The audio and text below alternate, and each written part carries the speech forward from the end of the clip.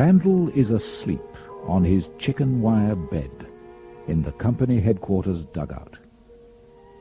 He is sleeping dreamlessly and without any jerky movements, for he is young and has not as yet been worn down by war.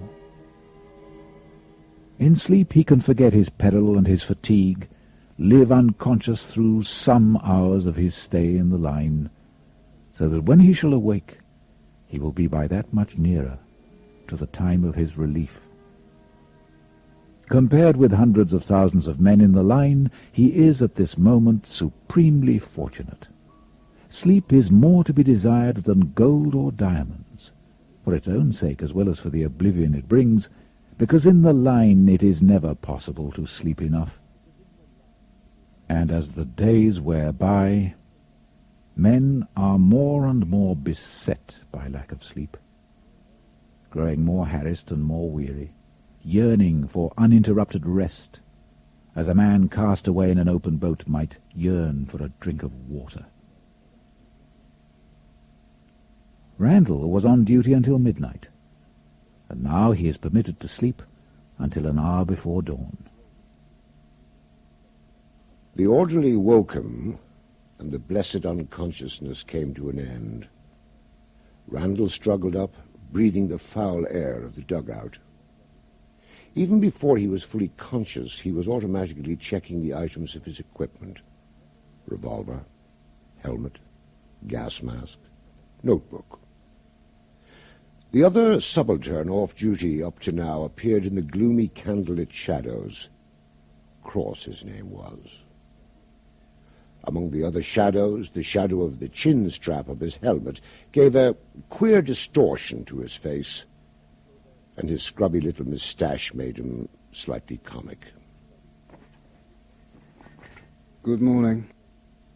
Captain's at post 12, sir. He went out half an hour ago. Oh my God. Time.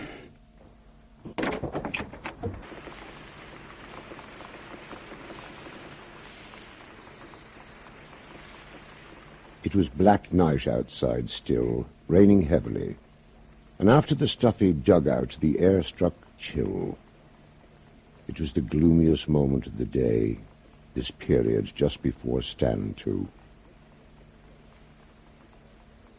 The headquarters dugout was beside the junction of 3 communication trenches, and Cross had gone off along the trench that led to number 11 post, and only to there. Battalion orders laid it down that at stand to an officer should be on duty at number 11. Company orders did not name the officer, and it was Randall's responsibility as second in command to see, in the absence of the captain, that there was an officer at post, allotting for the duty any one of the officers available. The Germans had raided number 11 post. That much was evident instantly. No one could tell at the moment whether it was the beginning of a general attack or not, which was why the flares were going up and why nervous machine gunners were traversing their fire back and forth along the line. Before the question could be decided, Randall and the company commander were gathering men for a counterattack.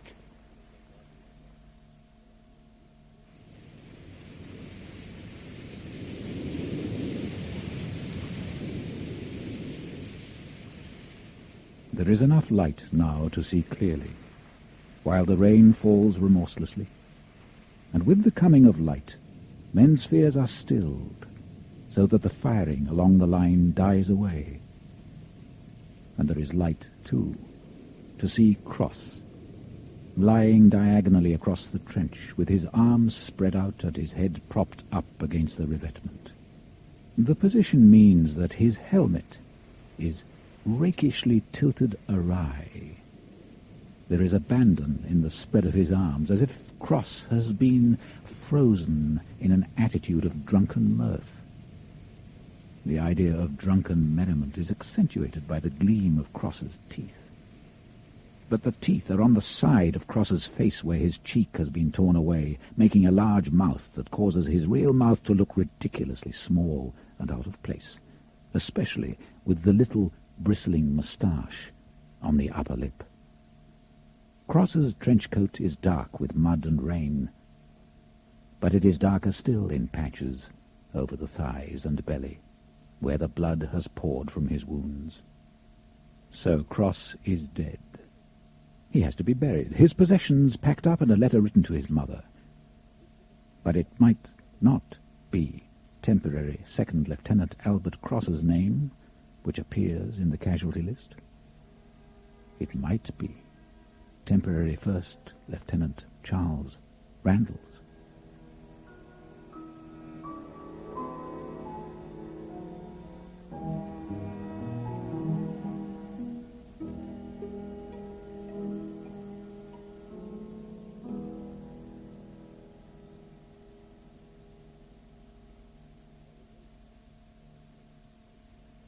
There were no taxis available at the station by the time Randall had made his way to the cab rank from the leave train. That was not surprising, nor did it unduly annoy him. In the station in life in which he had been born, there were no traditions of making use of taxis. Until he had received His Majesty's commission, they were awesome, expensive things, to be engaged only in some extreme emergency and then to be sat in uncomfortably, watching the tuppences click up on the clock. And even now, the thought of using a taxi was so alien to him that there was no particular hardship about having to carry his baggage out of the station and look for a tram or a bus to take him home. He was looking forward to seeing his mother and his father and Jimmy and Harriet and Doris, his brother and sisters.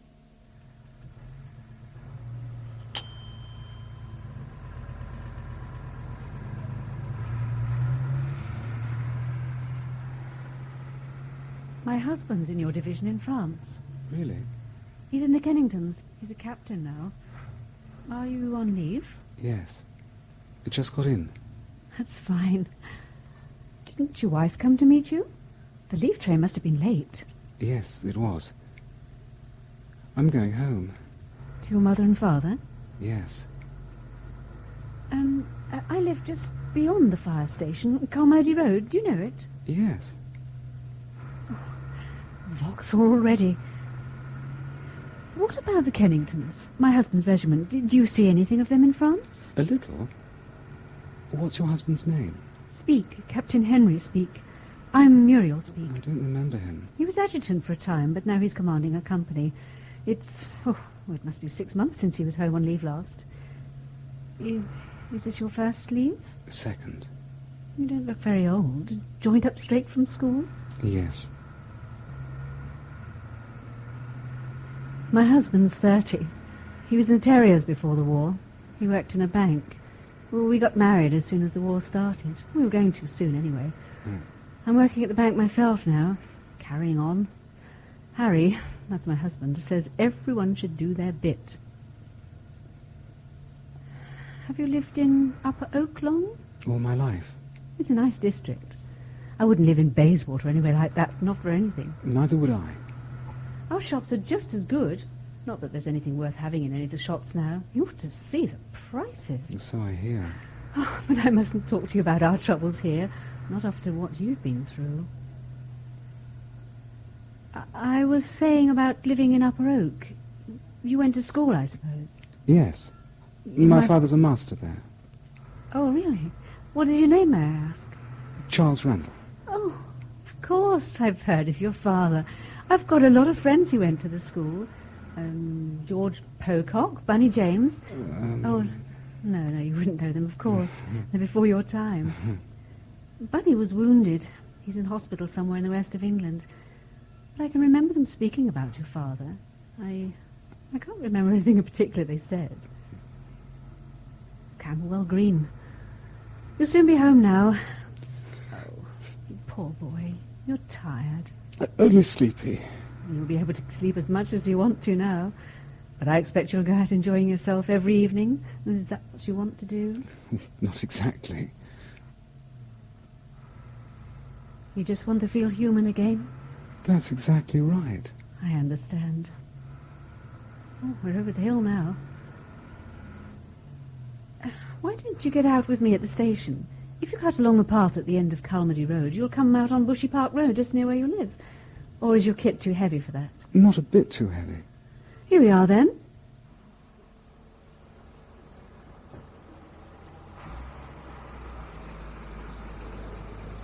It's only a little house that I have. Generally, my mother-in-law lives with me, but she's away at present. Oh. Those last areas were too much for her. Hope we don't have one while we're home on leave. Cross over here. It's just beyond the next lamp. Oh, I'd like to offer you a cup of tea, but I expect you like something stronger, and I haven't got anything in. Only tea. And I was going to have a cup myself.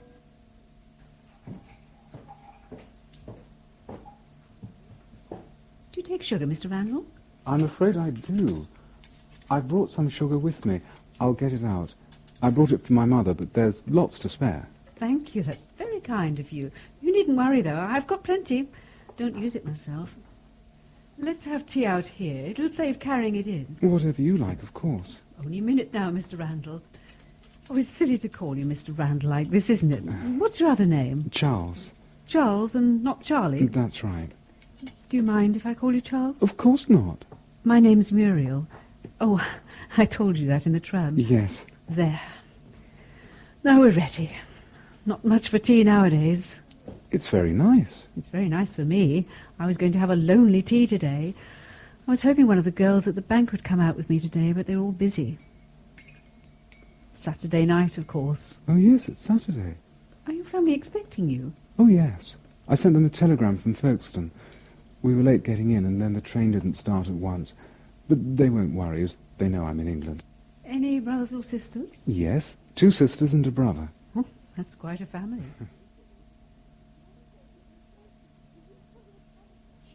We've been waiting for you. We got your telegram. Mother thought it was... Welcome home, son. Did you bring anything from France? I got some shrapnel out of the last air raid. Took it out of the street at the corner. What about something to eat? I expect you're hungry. I'm not very hungry. I got something to eat on the way. This is an old friend of mine. I don't expect you remember him. Mr. Graham.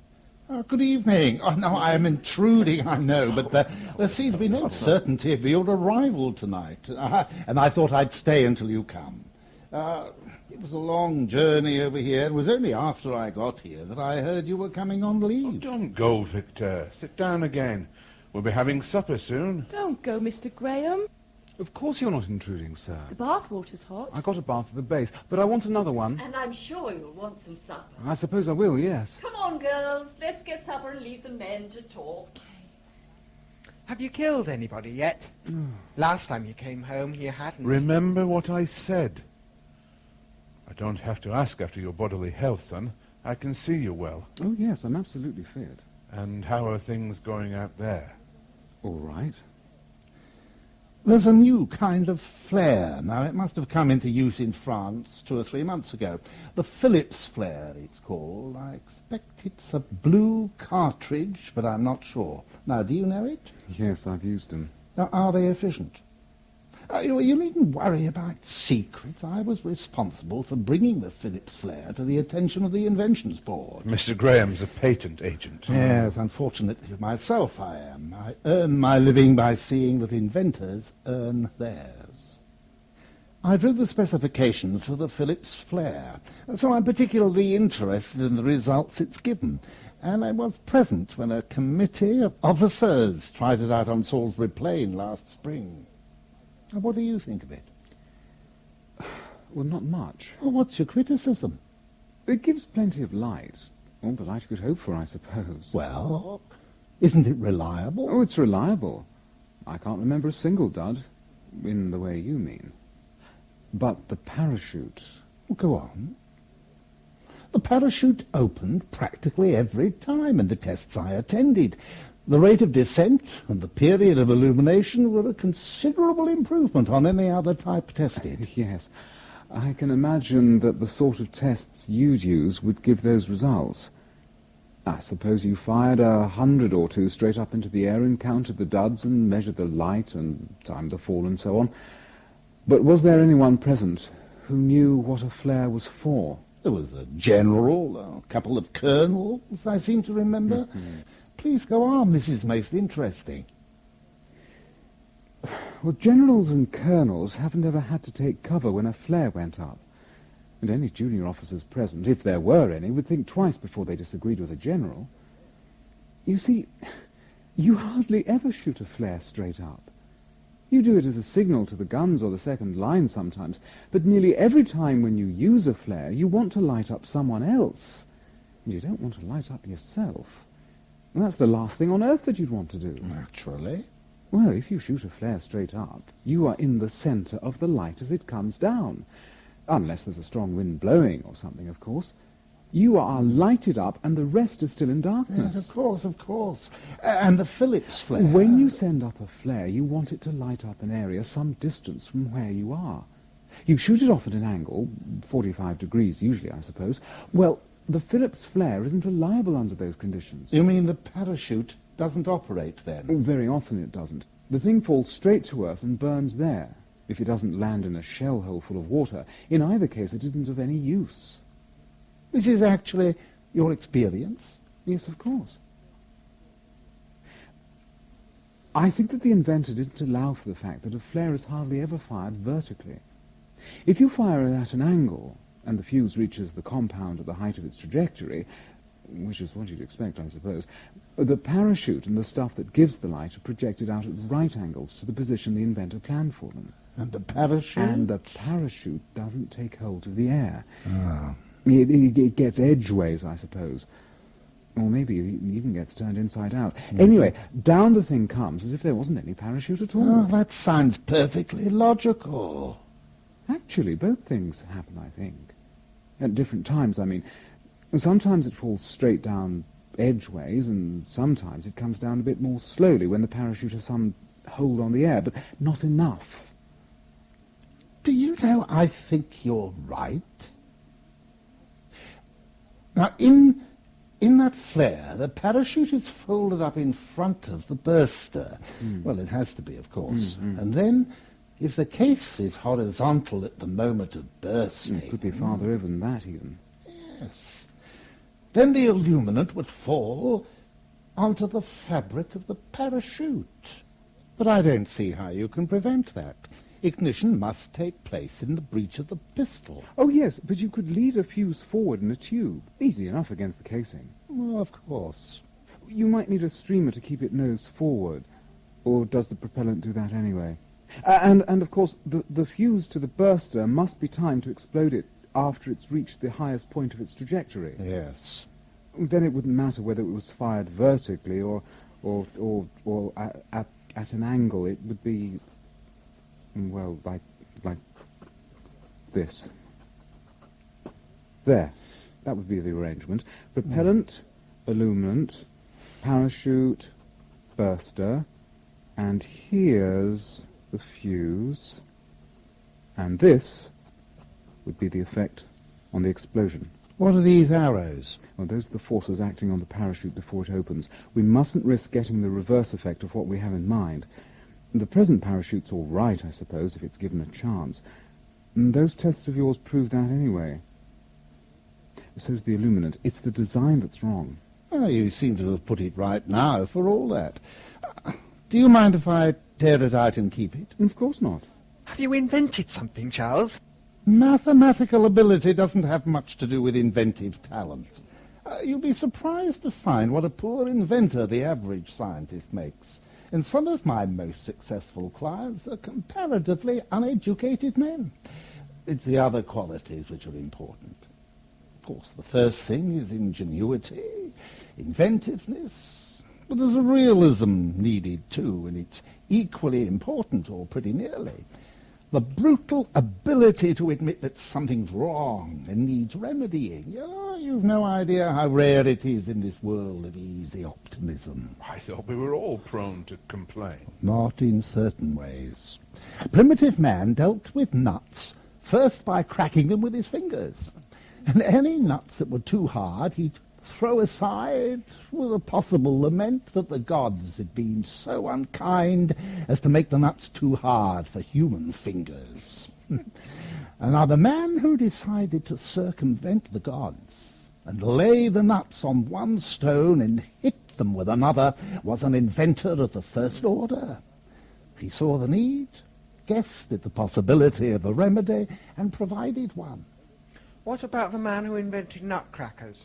He was an inventor too, but only of the second order. He improved on a process already in use. He made things easier, but he didn't make available something that wasn't already so. I gather that Charles is an inventor of the second order. Well, there's... well, yes. It's an improvement on an old design. Yeah, but as I said, there's the realism that admits the possibility of improvement. Well, I've no doubt that there are plenty of officers resigned to the fact that a large percentage of flares will be duds. And there's also the ingenuity to suggest the means. Charles has invented something.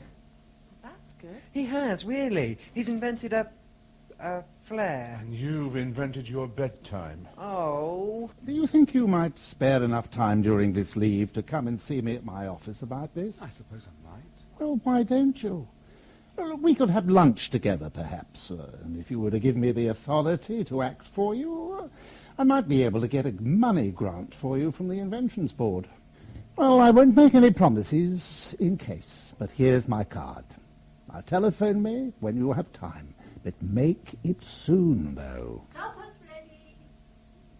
Now, is this or is this not the reality? And is life in the salient the dream, or is it not? Here is the dining-room table with the white cloth, as he has always thought of it, and he's sitting at it with his father and his mother and his sisters. Mr. Graham's presence opposite him is not a disturbing note, for visitors are not unusual at Harbord Road. The gaslight from the shaded burner over the table shines down on the china and cutlery. Harriet and Doris talk their usual trivialities. These are the solid things he has tried to remember in France, telling himself that they still exist, although he is in a world of mud and rotting corpses, where cornered rats scream as soldiers beat them to death with entrenching tool handles, where cornered Germans fall writhing with bullets in their stomachs. This is the dream now, and that other is the reality. It is like a dream to sit through supper, to say good-night, to go up to the well-remembered room where the wallpaper shows 100 identical pictures of the cottage with creeper on the walls and the well beside it. Here is the bathroom, with the naked gas flame, and the bathtub with its chipped enamel. The warm water soothes him. The sheets strike chill as he crawls between them, but in his weariness he soon forgets the chill. There is a lonely feeling about waking in the night, in the darkness, clutching the bedclothes to him as he struggles away from the fears that have assailed him in his sleep. And he had even been philosophic about that. But he had never realized for one moment the degrading fear, the stinks, the dirt, the sleeplessness and the fatigue. No healthy boy would have imagined 1/10, 100th of the reality.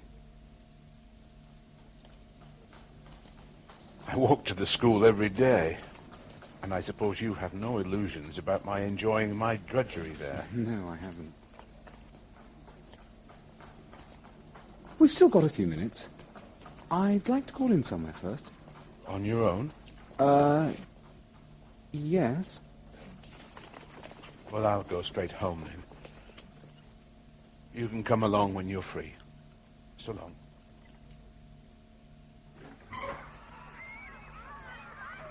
Why, it's young Randall. How are you, Charles? Very well, thank you.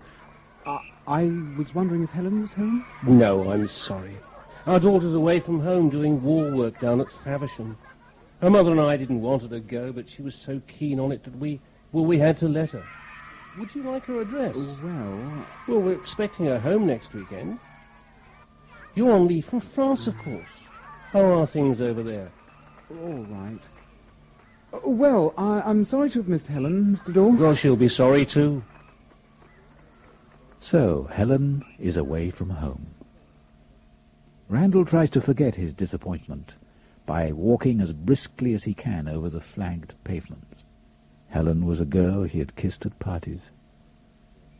He might have kissed her again during this leave. Both worlds seem unreal now.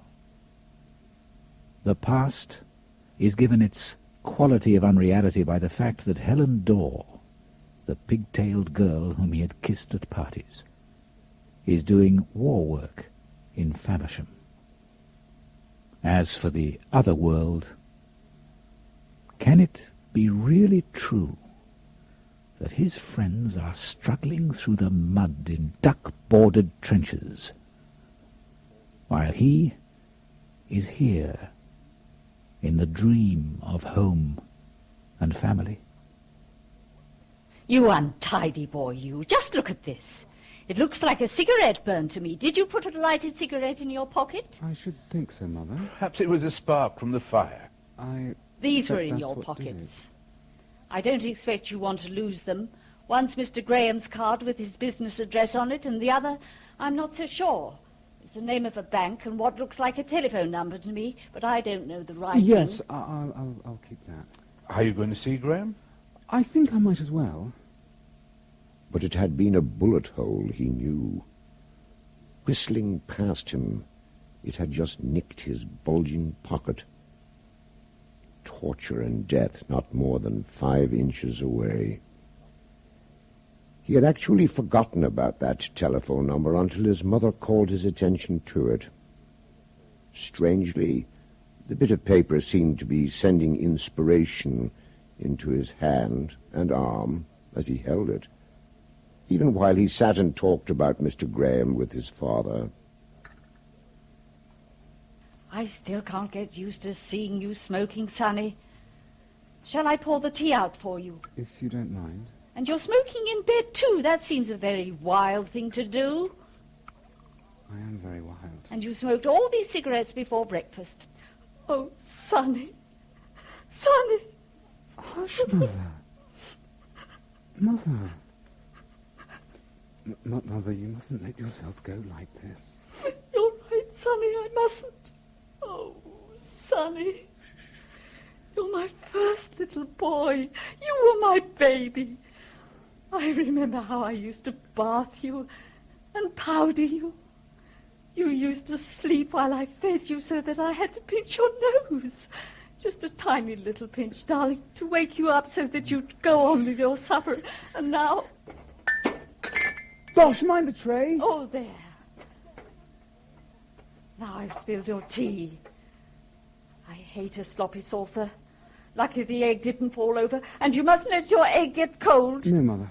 I'll pour you another cup. That's fine. You've everything you want? Oh, yes, thank you. Well, I'll leave you to it, dear. Righto, old thing.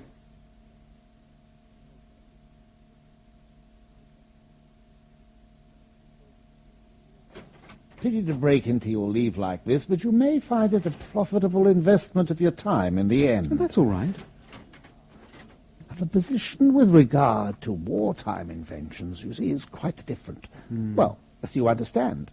Well, I don't know that I do. Inventions of military importance can hardly be patented in the ordinary way.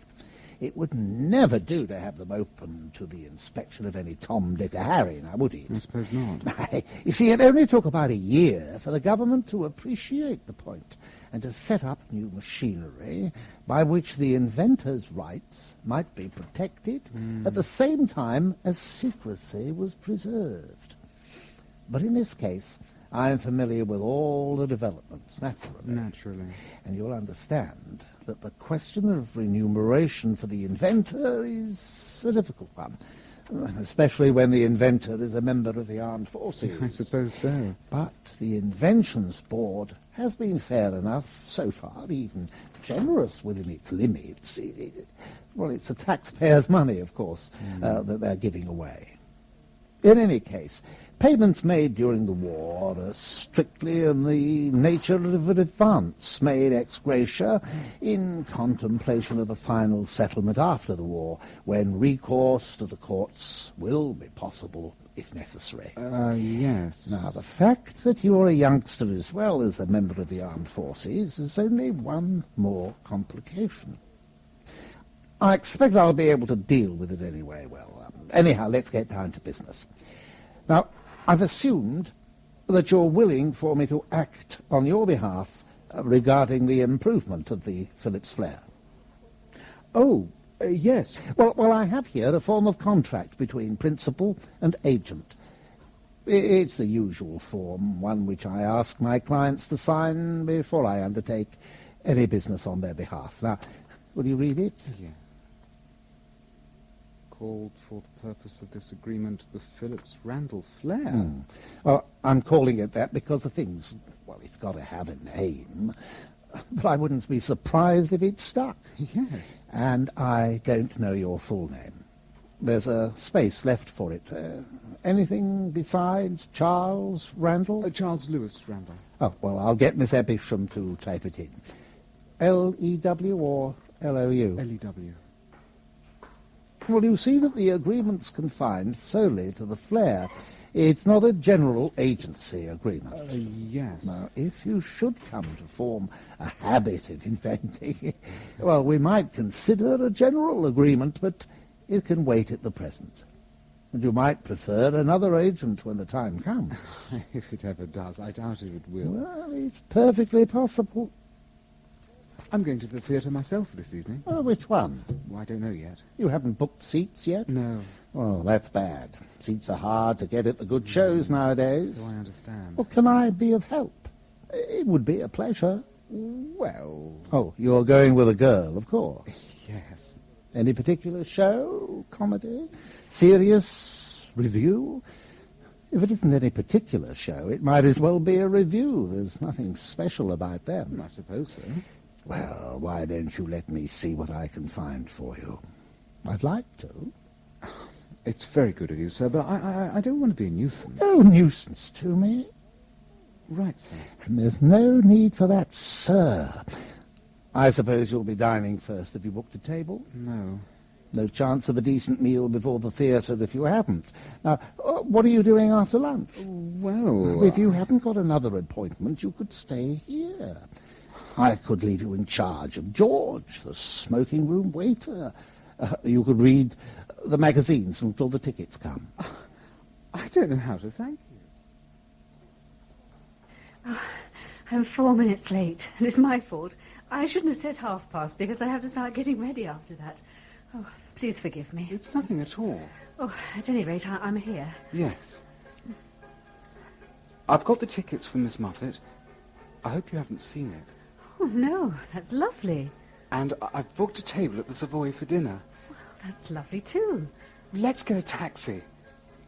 We've a lot of time. We don't want to get there too early. What about walking some of the way?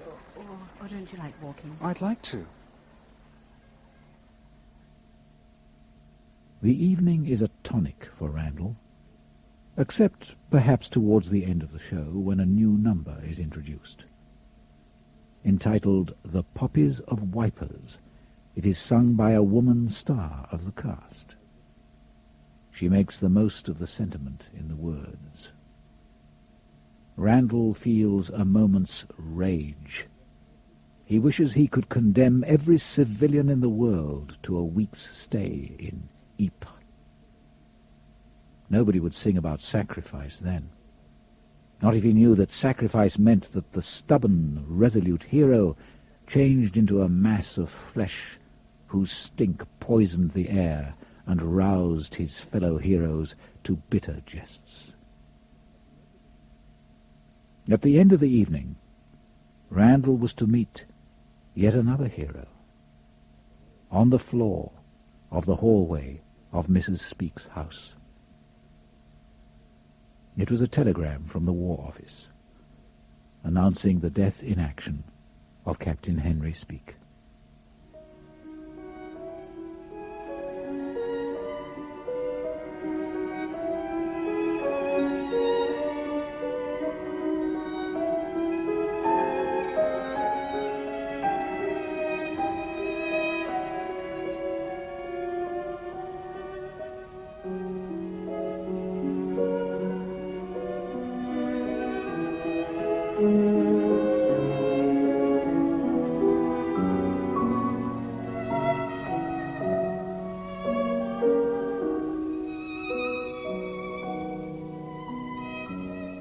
Heretics had been tortured by the Inquisition.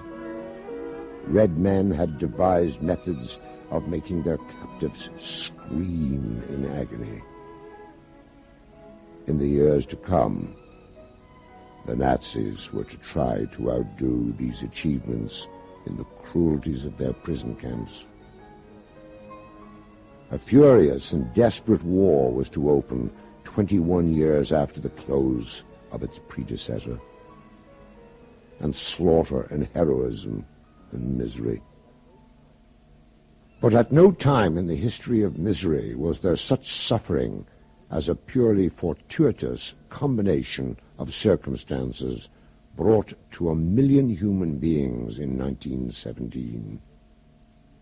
For a special reason, the freezing dungeons of the Inquisition, the iron cages of Louis XI, were not to be compared with the wet and the cold and the slime of the waterlogged trenches in Flanders, where men stood night and day knee-deep in icy mud, or took their rest, head bowed, sitting on a firing step hardly more solid. There was a reason for the degradation of Buchenwald not being as deep as the degradation of the brutish filth of the salient.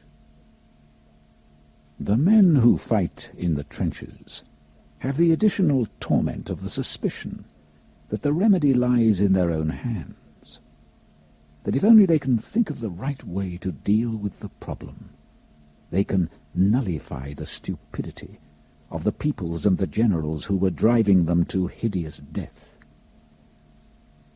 Not by the easy method of self-murder, and something less obvious than mass mutiny, although allied to it.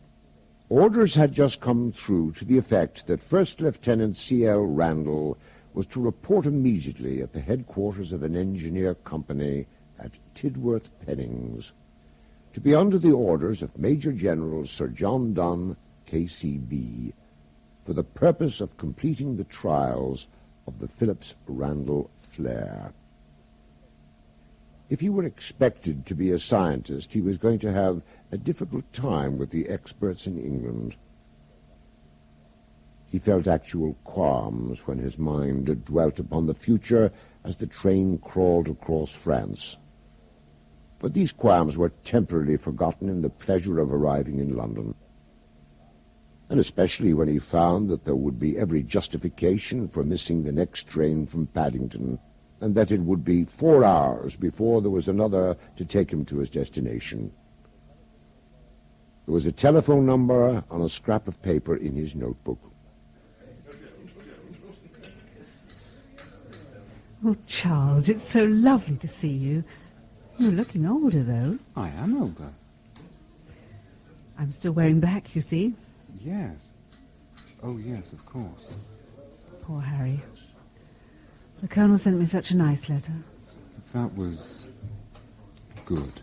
It doesn't seem as if we were ever married. It wasn't until the first Christmas of the war, and then we only spent his leaves together. And I suppose that was so. Of course, we were engaged before the war, for nearly 2 years. So you couldn't call it a war wedding, really. Of course not. I've got 2 girls living with me now. I was lonely. And of course I couldn't afford to keep that house up by myself, and my mother-in-law won't stay in London because of the raids. Of course. Oh, but it's you we ought to talk about. How is it you're on leave like this? I didn't understand what you said on the phone. It's because of the flare. The flare? The Phillips flare. Don't you remember my telling you about it the night we went to the Savoy? Oh, yes, of course. How silly of me. I hadn't forgotten it. I just didn't think. Oh, how exciting. Do you think they'll make you a colonel? Oh, not a hope. Even to get this spot of leave is more than I expected. Oh. And what about your mother? Does she know you're in England? I've seen her a few times, you know. Yes, I heard. She wrote to me. She doesn't know yet. I wouldn't send her a telegram because, well, you know. I know. I was wondering if you'd mind going round there tonight.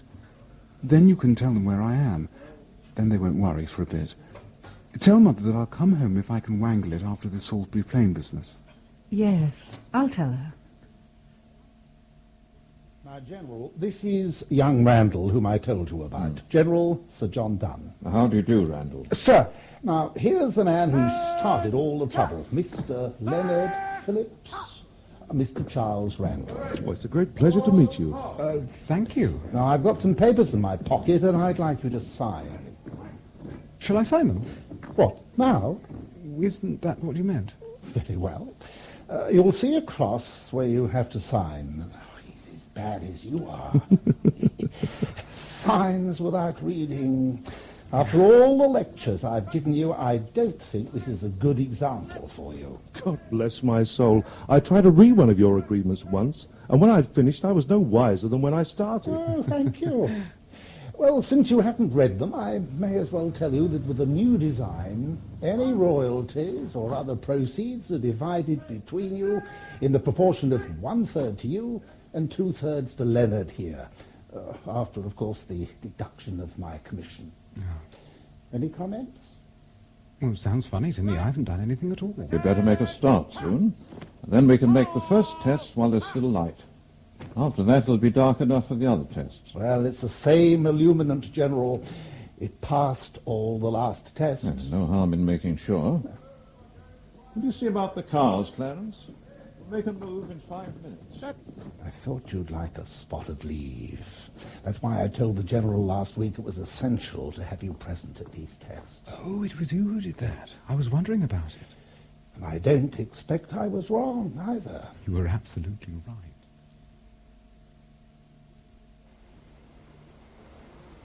This is just a revolving clamp on a stand. I had it made so that we can vary the elevation of the pistol in the clamp. The committee wants 20 shots at 30, 45, and 60 degrees, as well as vertical. I don't doubt at all that it'll be all right. Well, I hope so. Oh, well, look at this. Now, this is the first time you've seen your name in print, perhaps. 10 Phillips Randall flares. Highly inflammable. Well, let's hope they are.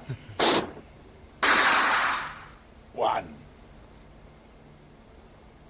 I don't know that that's the hardest test. A slightly higher elevation, even up to 60 degrees perhaps, should make it more difficult. But those ballistic problems are tricky. I expect so. There's not a lot of wind. I'd like a bit more wind for these tests. Well, wind can't really affect the point under investigation, sir. Oh, the fuse has done the trick. And that's what we're here to see.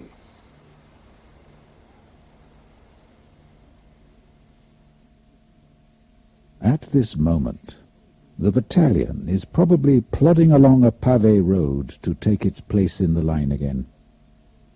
And he is here. And no fear. This is not like putting his left puttee on before his right. Not like going out to the latrine in 5 minutes' time instead of now. Here, with no chance of a shell falling on him. Randall could be sure that these rituals are only rituals, of no efficacy at all in assisting him to draw a blank in the lottery of death. This is the certain way of preserving his life.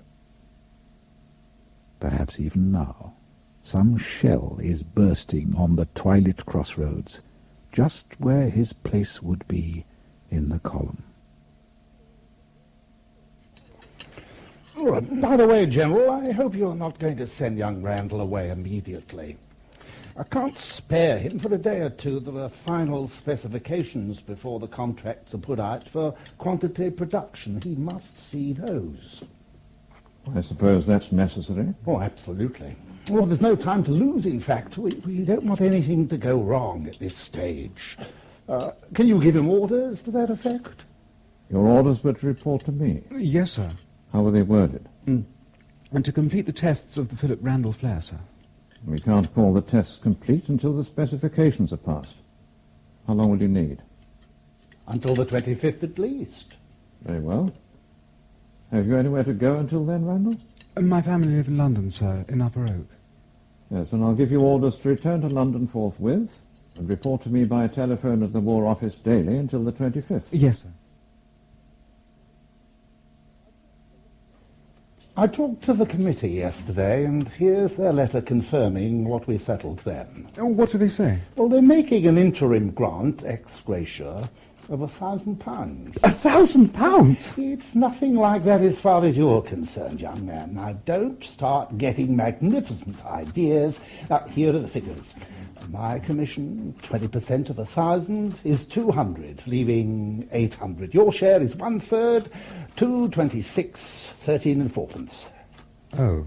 Well, it's enough to give you some pennies to spend during this leave, anyway. Oh, I should think so.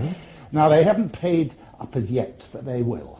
Sometime next week, I expect, so I'll advance you your share now, if you like.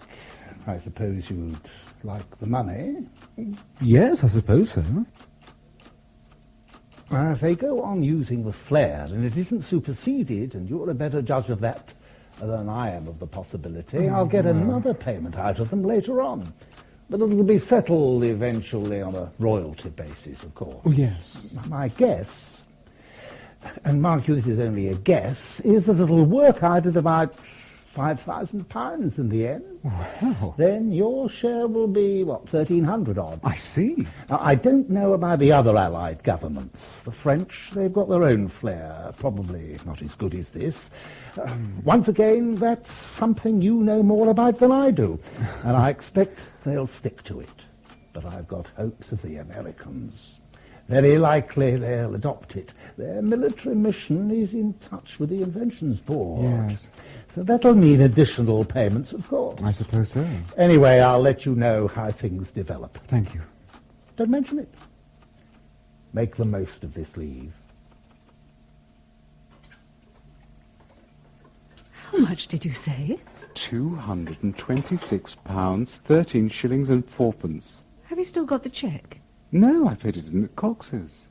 So you'll know soon if it's good or not. Oh, I'm sure it's good. Well, you never know. But I can find out about him through the bank this afternoon. I shouldn't trouble, dear. That's only an interim payment. Graham said I might easily get £1,000 in the end. £1,000? He said he didn't think I'd get anything from the French government, but he thought I might get something from the Americans. Besides £1,000? Yes. Why did this Mr. Graham give you this money? Did you sign anything? Of course. I've signed an agreement. 2 agreements. I'm sure he's cheated you. I'm sure you shouldn't have signed anything at all without asking someone about it first. But it was all right. People don't just give money away like that for nothing.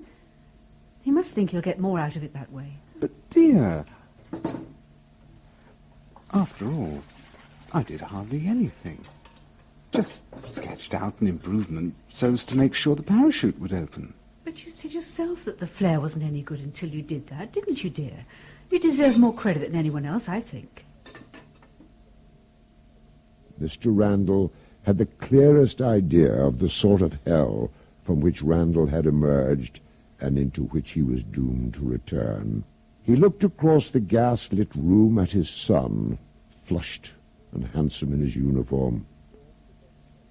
He would form the best estimate of what were the chances of ever seeing his son again. No one in the house, no one in the world, knew the torments of apprehension and despair that Mr. Randall had suffered during the endless months that his son was in France. Nobody knew about them. He concealed them from his wife so as not to add to her worries, and nobody else was friendly enough with him to receive his confidence. But if Mr. Randall could have gone and suffered for his son, he would have done so gladly.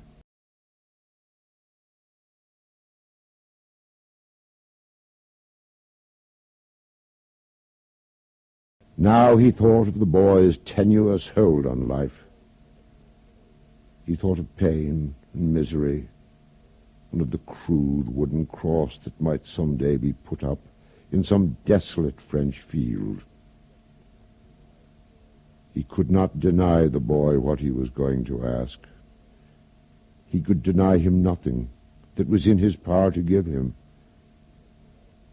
A few days' pleasure now, cost what it might in the future, how could he withdraw it from him? Should his son survive the war, he would probably come to regret this night's work. But now was no time to say so. Muriel and I are going to get married. Oh! I hope you'll be happy. My best wishes and congratulations. Don't you think this is good news, dear? Yes. You can guess what I have to say, Father. Yes. You want my consent to your marriage? You want to get married immediately? Yes, Father. There's not much time left, you see. Oh, of course, I see. I'll give my consent gladly. My only regret is that with the law as it stands, it was necessary to ask me at all.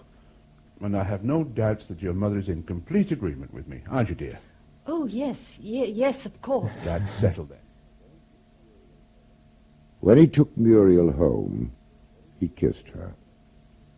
He experienced the eager pressure of her bosom against him, but nothing more passed between them than the sternest moralist would permit between an affianced couple on the eve of their wedding, even though the sitting-room at Calmady Road was in modest darkness and Grace and Marjorie were discreetly in bed. Tomorrow he was going to be married, and tomorrow's delights could wait until tomorrow.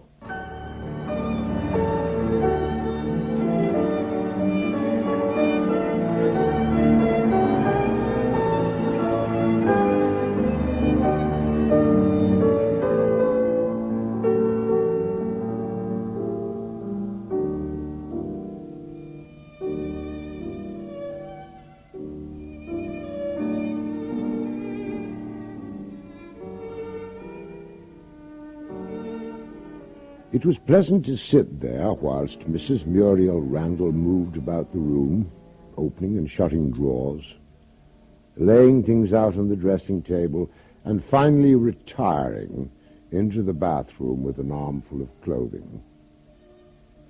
Soon, a thunderous roar of water into the bath told of her activities in there. Randall picked up the newspaper, which had been neglected ever since the waiter had brought it in. There had been so much to think about that he had not even seen the morning paper. Here was the headline: Hun offensive opens. So it had come, that German attack which every man in the ranks had been expecting. Randall began to read the British communique. War was something he knew about. Reading the communique, he was not at a loss, as he had been in going to the Savoy, or being received at the old castle, or finding out about marriage laws. Randall had the special advantage of having fought in battles and having read the communiques about them later. Along those lines, his critical sense was fully developed. But this is something different from the usual. Much different. Halfway down the communique, Randall actually breaks off his reading and returns to the beginning. This is a tale of disaster, and he cannot believe he has read it correctly. No mistake about it. The breakthrough has come, that breakthrough for which 2 million men have died unavailingly during the 3 preceding years. And it is Ludendorff and not Haig who has achieved it. The newspaper is aware of the gravity of the situation. It shows a map beside the communique, but Randall does not have to refer to it. These names are familiar to him. Gouzeaucourt, bloody Gouzeaucourt, was lost, and Saint-Léger, and Croissy. In a day, the Germans have made the sort of advance for which the British Army has poured out its blood in month-long agonies. He cannot understand it at all. The bathroom door opened, and Muriel looked roguishly around it. She was allowing only her face to show, for her body was dressed in her rose-colored dressing gown, and under her dressing gown she wore her shoulder-strapped corset cover over her petticoat. And she was coyly thinking of the moment when the removal of the dressing gown would reveal her bare arms and shoulders. Her husband was upset over something, and her quick brain could easily calculate at this present juncture the only thing to do was to be sympathetic about it. He might easily be the sort of fellow who would remember all these things far into the future. Her first husband, Harry, had been drunken as well as moody. She mastered her petulance and came towards him. She put her hands on his shoulders, her fingers twining under the shoulder strap of his tunic. The newspaper dropped from his fingers, and his hands came out to her automatically. She knew how to channel that passion, how to guide and direct him, even while he was so blinded with love that he did not know he was being guided. And she did not have to remain mistress of the situation for long. Soon she could abandon herself to the wild passion that swept her too away. She could give herself up to those lusts of her body which caution and convention had kept so long suppressed.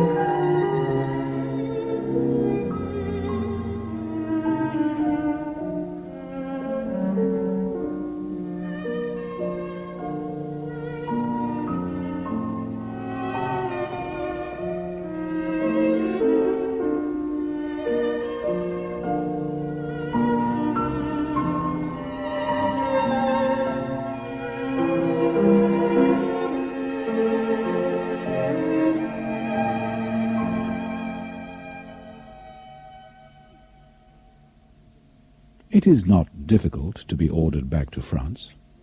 This is the moment when England is pouring out the last blood from her veins, when grandfathers and their grandchildren are both being summoned to fill up the gaps in the ranks of her devoted armies. Randall is going back to France today, to land at the moment when the army is making its supreme effort to hold back the German offensive, when England and Germany, like two wrestlers, are both putting forth their last ounces of strength, knowing well that a moment's weakening will lead to a fall.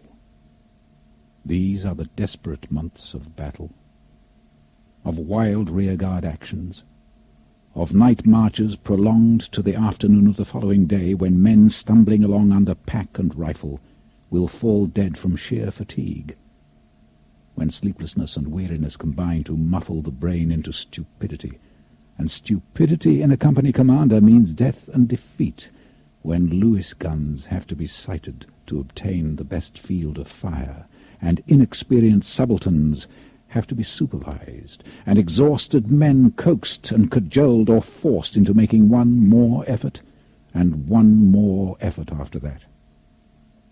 Dig in and fight. Fight and then retreat when a German advance elsewhere threatens the flank. Fight to the limit of exhaustion to beat off the German assaults and finally save Armentières. Stagger out of the line at last one night relieved and with a long rest promised, only to be roused at noon to march all the rest of the day, sleep until midnight in a muddy field in the pouring rain, and then march again until dawn, and then go into action to plug a new gap that has appeared in the attenuated line. Some lieutenant general is probably receiving high praise, and a case he be, for switching the division over so neatly across the tangled lines of communication and saving the day, while the filthy, lousy infantry has the satisfaction, if they care, of knowing they have tramped 40 kilometres of pavé in 20 hours out of one battle and into another. They reach the outskirts of a village only half shattered, whose rubble heaps and cellars make it a dangerous place for tanks, and with a brickyard beside it, where the clay pits and the piles of bricks constitute a strong point for a determined enemy to make a stand. The surge of the advance halts here, as the hidden machine guns slice up the unwary. Randall, on his belly behind a low bank, studies the brickyard through his glasses and finds the colonel crouching beside him. You must get forward, Randall. The jocks on the right are held up. Get forward at all costs. Yes, sir. I'll be over with Cox at the left. Sir. The colonel crawls stiffly away, while Randall seeks with his glasses for dead ground by which entrance might be won to the brickfield. A word to the runner, and then Randall repeats the message at greater length and makes sure it is understood. Randall has learned by now that there are men, even runners selected for their quick wits, who cannot grasp the essentials of a tactical situation in the way he can. And a misunderstood message means failure and bloody ruin. He gets his Lewis guns into action and sends his reserve bombers crawling up the ditch at the edge of the brickfield. He makes his way over to Lieutenant Clough's platoon and watches the preparations, whistle in hand. A ragged volley of bombs detonates down in the village. Shell-shocked madmen screaming in padded cells are haunted in their paroxysms by scenes and sounds like this. The bared teeth of a burly German skewered through the stomach with a bayonet. A little group of defenders blown apart by a well-flung bomb. The sudden meeting round the corner of a brick pile with a German officer leading the supports forward. The German officer, down on his hands and knees with a torrent of blood pouring from his neck. And then, when it is all over, to know that it is not all over, that the position must be consolidated, guns posted, and everything made ready for the counter-attack. The company sergeant major comes round the corner of the brick pile and is thrown against the bricks by a bullet which shatters his right arm. Randall goes to help him. For the moment, there is no time to ascertain whence came those bullets which raked the passageway between the brick piles, but as soon as Randall has finished giving his orders, his attention is recalled to the matter when another man is hit there. These are grave losses, and it is equally serious that the marksman, whoever he is, has overlooked the easiest route of communication through the brickfield.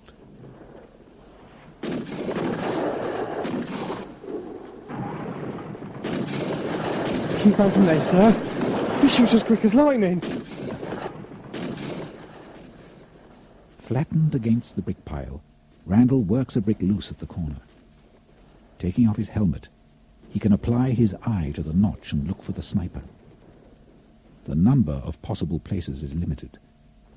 Already with the quick-wittedness of war, Randall has taken note of the general direction from which the bullets came.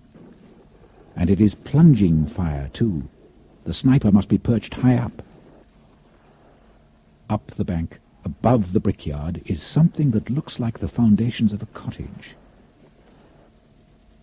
It can only be from there that the marksman is firing, although the closest inspection by Randall, at the range of nearly 200 yards, shows him nothing. Try him with the greatcoat. Let's have that rifle. Please, sir. Please, sir. Be ready with that greatcoat when I tell you.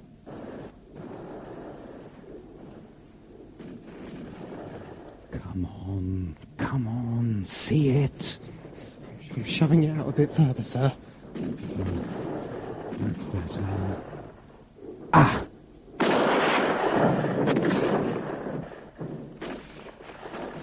Did you get him, sir? Yes.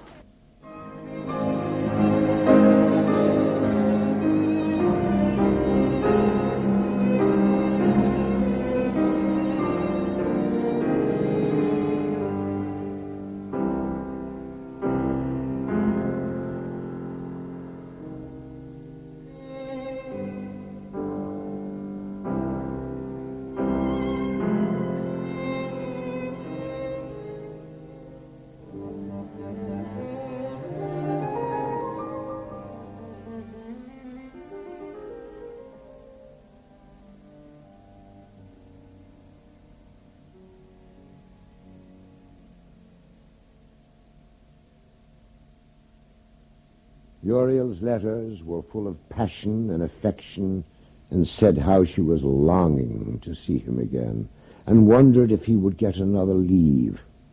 Not a hope, wrote Randall back in reply to this, and had some business comment regarding paying off the mortgage on the house. Muriel was apparently set on doing this, and as she was so anxious about it, Randall felt no regrets about the allotment of his pay to her. It was curiously gratifying, for that matter, to think that he would soon be the owner of a house.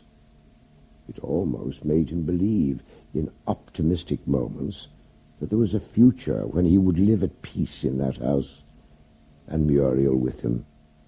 And so Bedlam comes again, beginning with the long, weary rehearsals, continuing with a night march, a muddy bivouac, and another night march, and then a plunge into a raging cataract of war, madder than anything any of them had ever known.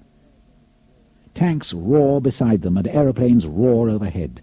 Tanks blaze in masses of evil-smelling smoke. Aeroplanes plunge their noses into the earth ahead of them in plumes of smoke that might have almost been beacons to guide them. Here by the roadside is a dead horse, nose to the ground. Someone has stripped back the hide from the rounded hindquarters as they point to the sky, and someone has cut great steaks of horseflesh from them. Excited men, tired men, untrained men pay little attention to the orders.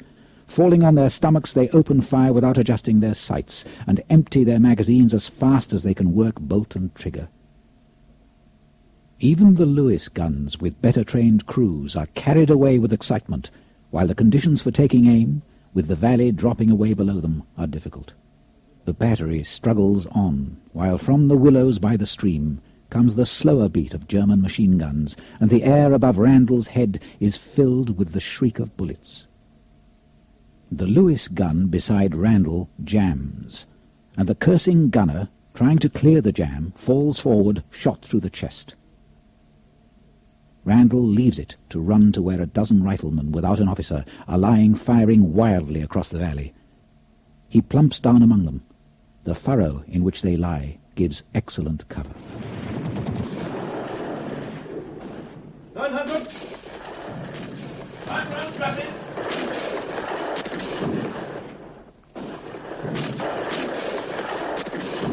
Cease fire, men! Sergeant Thwaites, see if you can get your section along down that gully there. Hibbard, they've got one gun in the bend right ahead. One finger left of that white tree. Give them a long burst.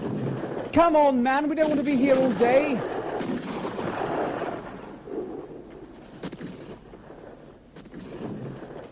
With the annihilation of the rearguard, they can push forward again rapidly, marching across country under their packs, pushing on with their hearts bursting and their legs aching, forward, forward, forward.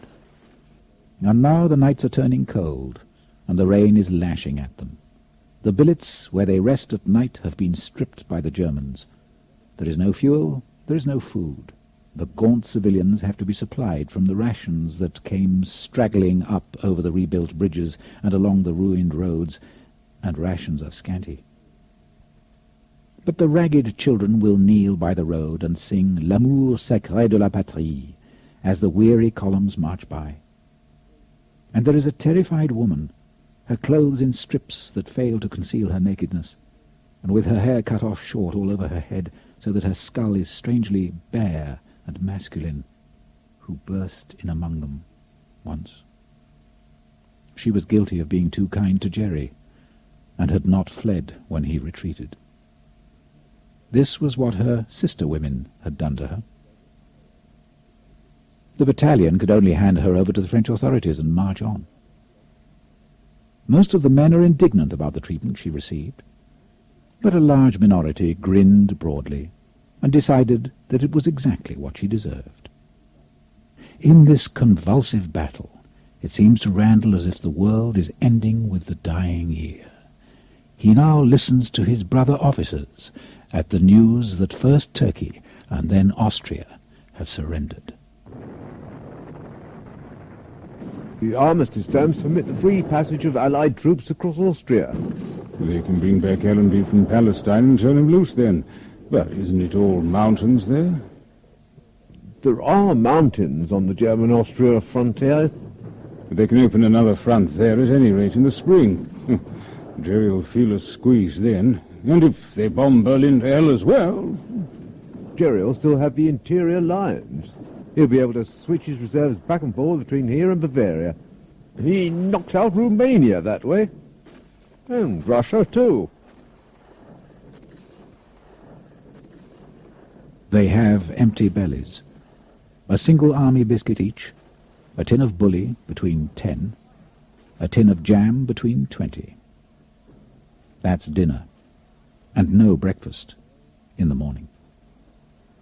Parade and march, march while the rain soaks down upon them from the grey sky, while their nailed boots slip on the pavé, while their stomachs are full of a gnawing pain. March and tighten up discipline.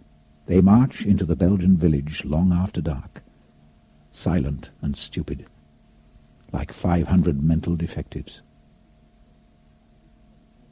It is only just daylight when the battalion forms up again, ready to march. But instead, there's some surprising news. A gleam of watery sunshine breaks through the clouds and lights the colonel's face. He is actually grinning as he dismisses the battalion. The world was a marvellous place. Even the heavens made their contribution, for the sun went on shining, dispensing warmth and cheer to men who for long had known neither. For the village, too, this was a great day, the day when they had been liberated from the hated Boche.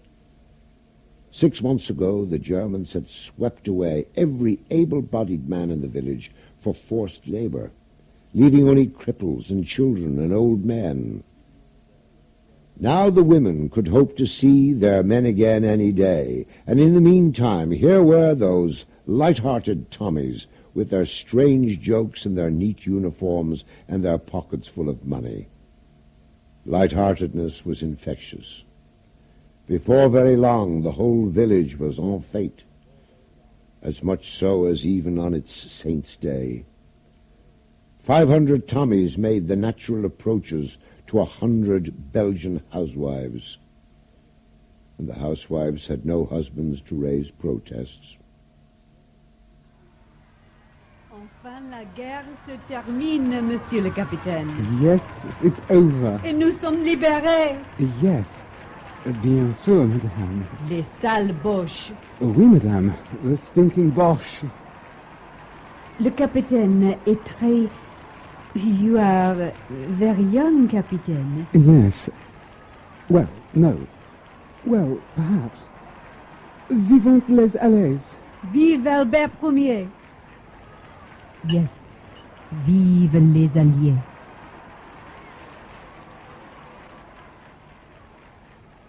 Then they drank the healths of President Wilson and of Monsieur Poincaré and of King Victor Emmanuel and his hostess filling the glasses when necessary. Her lips were very close to Randall's, ripe and full and lovely. The eyes under the level brows were infinitely kind, and the war was over. There was only one thing to do, to kiss those lips. She was leaning against him, melting against him, saying words that Randall only half understood. He heard her murmur, "So young." But with his lips against hers, what she said was not important, although the tone was vastly so. And in that shadowy kitchen where the tiny oil flame flickered in the draught, care and weariness had no place. They dropped away at her touch. Instead, the world was full of longing and desire. The smith's wife swept back the hair from her high forehead and looked at him. The trace of bewilderment in her expression was instantly submerged in tenderness. She stretched out her hand for the lamp and led him through the other door to the bed where he had lain last night in utter weariness.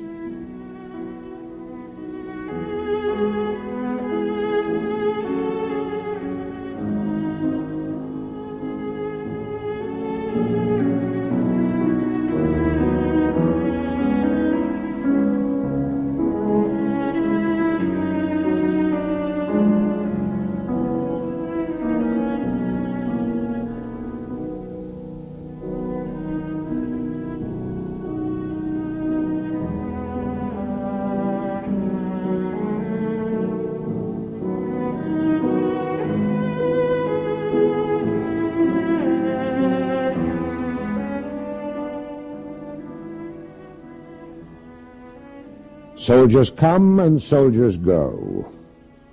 Next morning, the battalion formed up and marched away, and some of the women who had watched them go raised their aprons furtively to their eyes as the men went swinging by.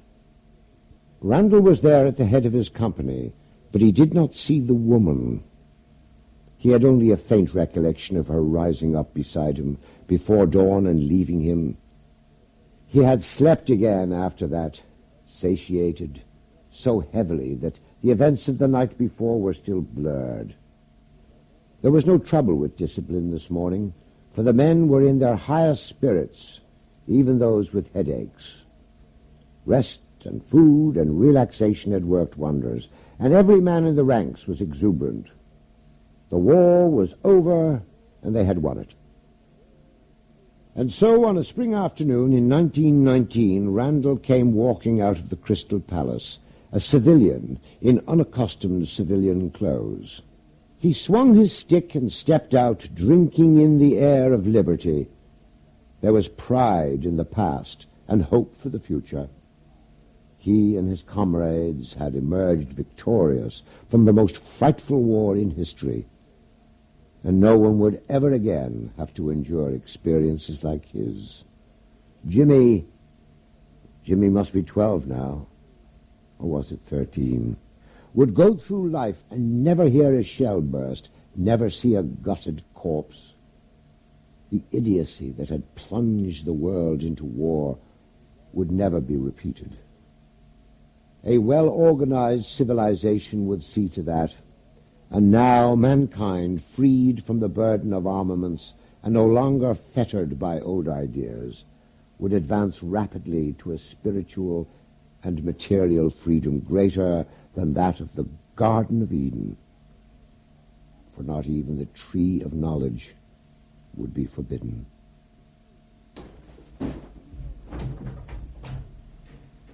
Muriel! Darling! Oh, I didn't know you in those clothes. Oh, it's really you. I wasn't expecting you so soon. You'd been mobbed, of course. Oh, your last letter said you hadn't a hope. Oh, wonderful. Sweetheart. Let me look at you. How nice you look. I suppose I always knew what a nice husband I had, but I like to be sure. He went into the sitting room and switched on the light.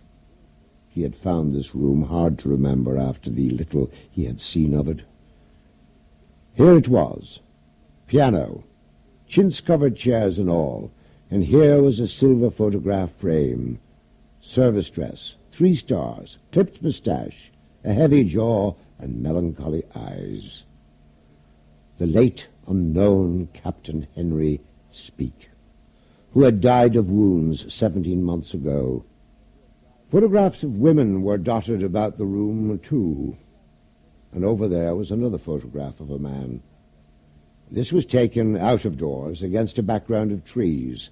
The subject was a heavily built young man in tweeds, leaning on a walking stick. There was something familiar about him, and it only took a second glance to tell that it was Massey, R.F. Massey, Captain Richard Massey, M.C. Dick Massey, as Muriel had called him in her letters, the county cricketer. His features were just as Randall remembered them 10 years back when Massey was a hirsute sixth former and he was a kid in the first form. The inevitable moustache was the only change. He was standing in an easy pose. As Muriel had written, there was no sign that one of the legs was artificial. Bad luck for Massey to lose a leg that way. Although Randall could make himself remember that there had been times when he would have gladly given a leg too, in exchange for release from active service.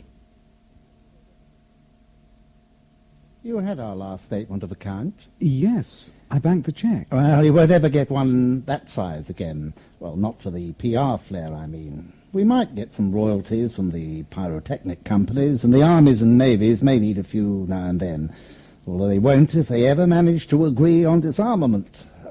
But there won't be anything worth mentioning, I'm afraid. But you haven't done badly, but it is over. No, I haven't done badly. No, there's no reason for us to be content with the PR flare. There are other inventions only just waiting to be made. Are there? Oh, now, here's something. Karnak.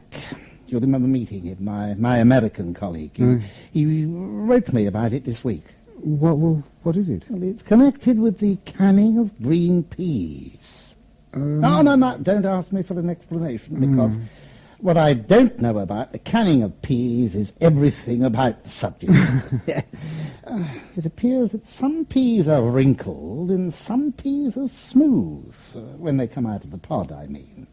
And that's a matter of commercial importance. Is it? Damn it, you must have noticed it. I've noticed it myself in the peas on the plate. Yes, I've noticed it. It doesn't do to sell wrinkled and smooth peas in the same tin. The public doesn't like it. Now, if you could sort them out, you could label your tin. What's his name's all smooth peas, or warranted not to wrinkle in the can. Or you could say, highest quality wrinkled peas, superior to any smooth ones. You see what I mean? I suppose so. But what? Does anyone ever buy tin peas? Of course they do. Well, not in England, perhaps, but it's a big industry in America, and it'll be bigger, and it'll spread over here. Maybe so. Now, you've got to believe me when I tell you it's important. I wouldn't waste your time over it if it wasn't. But what's the problem? Oh, God bless my soul. Didn't I tell you what it was? It's a question of sorting out the wrinkled peas from the smooth ones once they're out of their pods. But on a commercial scale, of course. I see. In the canning industry, you see, time is important. It's important everywhere, of course, but especially in this, where the stuff's got to be canned quickly before it loses its freshness. In the matter of food, cost is a primary consideration. You see, people will buy motor cars or gramophone records they can't afford, but when it comes to food, they'll eat something else if it saves them money. I expect that's because it's the women who buy the food. Well, yes. So now you've got the whole picture. How to sort out wrinkled peas from smooth ones. How to do it quickly and cheaply. And there's one link in the chain of processes from the pea field to the can. Now, you see what you can do about it. There's money in it if you can think of the best way first. I don't think it's a bit of good asking me to think about it. I'm not an inventor. Well, try it anyway. A penny for your thoughts? Graham had a funny suggestion to make this afternoon. Oh, I was going to ask what he wanted. He's got an invention in mind that he wants me to think about. Has he really? Yes. It's all silly, of course. Well, what is it? It's to do with sorting wrinkled peas from smooth ones. Well, you're going to do it, of course. Oh, how can I, dear? Of course you can. You invented the flare, didn't you? Yes, you did. And haven't you been studying science all these years? What's the use of all your books and lectures and things if you can't invent something? Not even when they actually come and ask you to. You could make a lot of money that way. That is, if you don't let the Grahams and Phillipses and those people get it all. Dear. When you're talking to Dick about the flare, and he called you a scientist, you said you weren't one. And Mr. Graham said he thought you could, didn't he? I think you ought to. I've got to work now anyway. Go and work, then. The back bedroom had been converted into a study for Randall, and he had already grown fond of it. Tonight he was vaguely conscious of sounds down below, of a ring at the bell, of the front door opening and shutting, and a murmur of voices down below, but he paid no attention to them. They were quite usual, as a good many of Muriel's friends had the habit of dropping in for the evening. Somebody was playing the piano, not very well. Probably Muriel. Randall could hear that noise and still not allow it to disturb his thoughts. And then there was a new sound, a metal twanging that he had not heard before. Randall's subconscious noted it as something new for some considerable time before he came to pay conscious attention to it. He had done nearly enough work for the evening, and he did not mind breaking off. He went through his reverse routine, putting his books and papers together, turning out the gas fire, and switching off the light before going down. He noted that the music had stopped.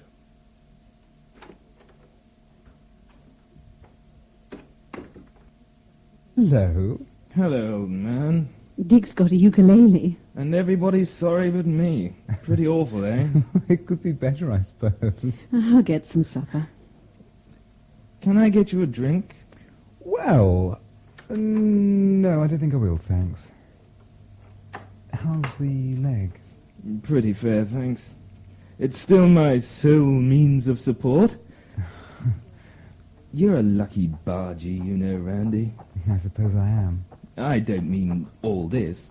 Of course you're lucky to have it, but I mean, well, look at you. The work you seem to enjoy doing. Sitting there saying, well, I don't think I will, when someone offers you a drink. Money in the bank, but I don't really mean that either. But looking forward to some damn degree or other in science, and quite happy looking forward after that to spending your life doing teaching or some damn thing. I don't know about teaching. Anyway, you want to do something. You can take on where you left off. Yet you saw as much of the war as I did. More for that matter, I fancy. Yes. I'm lucky. I was telling Randy he was a lucky bargee.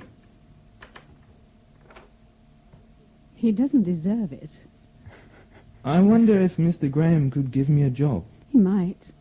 Do you think you could ask him, Charles? I could, I suppose. Maybe you'll get a chance next time you see him. I'll remember. On the second afternoon, he came home to receive a warmer welcome than usual from Muriel. Sometimes Muriel was enthusiastically glad to see him, and sometimes she was a little indifferent. Randall was used to that by now. He was reconciled to the strange quirkiness of women as something so ungovernable as to be beyond the laws of physics, and perhaps even beyond those of physiology. Today, Muriel was glowing and tender. She was wearing a garnet red velvet dress that set off her unusually high color, and she was sprucer and better groomed than sometimes she was in the afternoons. That night, in the big double bed, Muriel was as receptive as she could be. It was almost as if she felt guilty about her previous coldness and was determined to make up for it. In the early morning, he awoke with the gray light just beginning to show through the windows. Muriel was sleeping beside him, warm and tender, and he was relaxed and at ease. He laid his hand on her bare shoulder, and she turned, emerging momentarily from sleep. Darling, how could I love anyone else? She was asleep again with the last word. She had said the one final thing to complete Randall's happiness.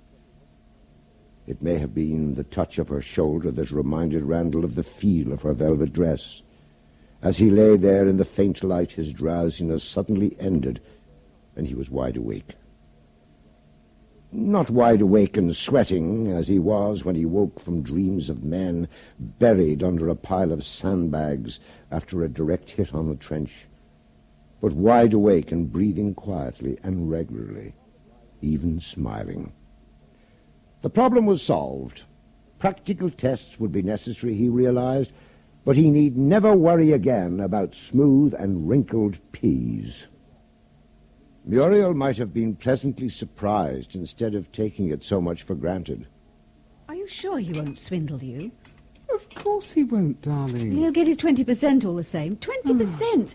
Just for sitting in an office doing nothing. Why don't you just go and patent it on your own? You could leave him out and save money. Darling! Well, it does seem silly, doesn't it? Graham earns his commission all right.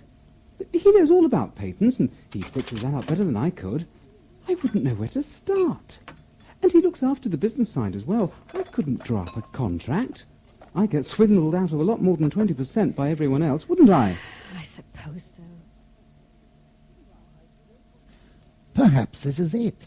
Now, I don't want you to start building any hopes on it. We haven't tested the idea, and it may not work at all. Well, that's quite possible. And then, if it works, it may not be patentable. Someone else may have used the notion long ago, or the patent office may not think there's enough originality about the idea. And then there's the question of international patent, too. You've no idea how many pitfalls there are. And then, after all that, suppose we have a patent granted to us and everything. The canning companies may not be interested, even then. They may have thought of another idea, or they may find that it doesn't fit in with their processes. Or public demand may change so that they can sell mixed peas without sorting them. And even if everything were to go well and the companies were to take it, there might not be very much money in it. Well, not nearly as much as you may think. But I haven't thought there'd be much. Well, they could use the idea and not admit our rights. I've known it happen. That means a long and expensive lawsuit, trips to America, and God knows what. Perhaps a settlement to the end with tuppence halfpenny paid out. Not enough to cover expenses. You see, you haven't had the experience I've had. You mean you don't want to go in for it after all? Well, I wouldn't go as far as that quite, but... Well, I might as well handle the thing, but I don't want you to get too hopeful about it. I'm not hopeful. I only thought about it because you asked me to. I don't care. Now, you'll have to forgive me. You don't know inventors as I do. I have to be cautious. The least sign of encouragement and they go right up in the air. They think they'll be millionaires next week. Oh, you've no idea what it's like. They're awful, most of them. They come in here, disinterested idealists, and after 10 minutes, they're money-grubbing, suspicious, impatient. Even the sensible ones are like that. Now, what are we going to do about this? About the Randall new model simplified pea sorter, I mean. We've got to test the idea out. Now, have you got a workshop? No. Well, what about your lab? Well, I suppose it might be done in the senior lab of the Central London College of Science, but not very easily. No, the quicker the better, you know. Time's important. Carnack's letter is a fortnight old by now. Someone else may get the idea, or even a better one. Yes, I understand that. There's a good many workshops in London where I could get you a bench room. My knowledge of the mechanical back streets of the world is extensive. And there's always the damned difficulty of secrecy. See, anyone seeing you with a bucket full of peas will guess what you're up to. I could ask Lenny Phillips if you could use his workshop. We can trust him, of course, and I don't think he's working on anything at present. I think I'd like that. Besides, I suppose I could ask Muriel to help me. I suppose you could. You mean you'd rather I didn't? Why don't you get Phillips interested in it if you must have help? I'd like that. He's a good practical man, although he's the last person you'd imagine to be that from the looks of him. We can telephone him. Now, what exactly are we to say? Well, suppose he were to ask for an interest. If he does much work on it, he'll be entitled to one. Now, do you want to ask him for a favour? It's all right if you do, I suppose.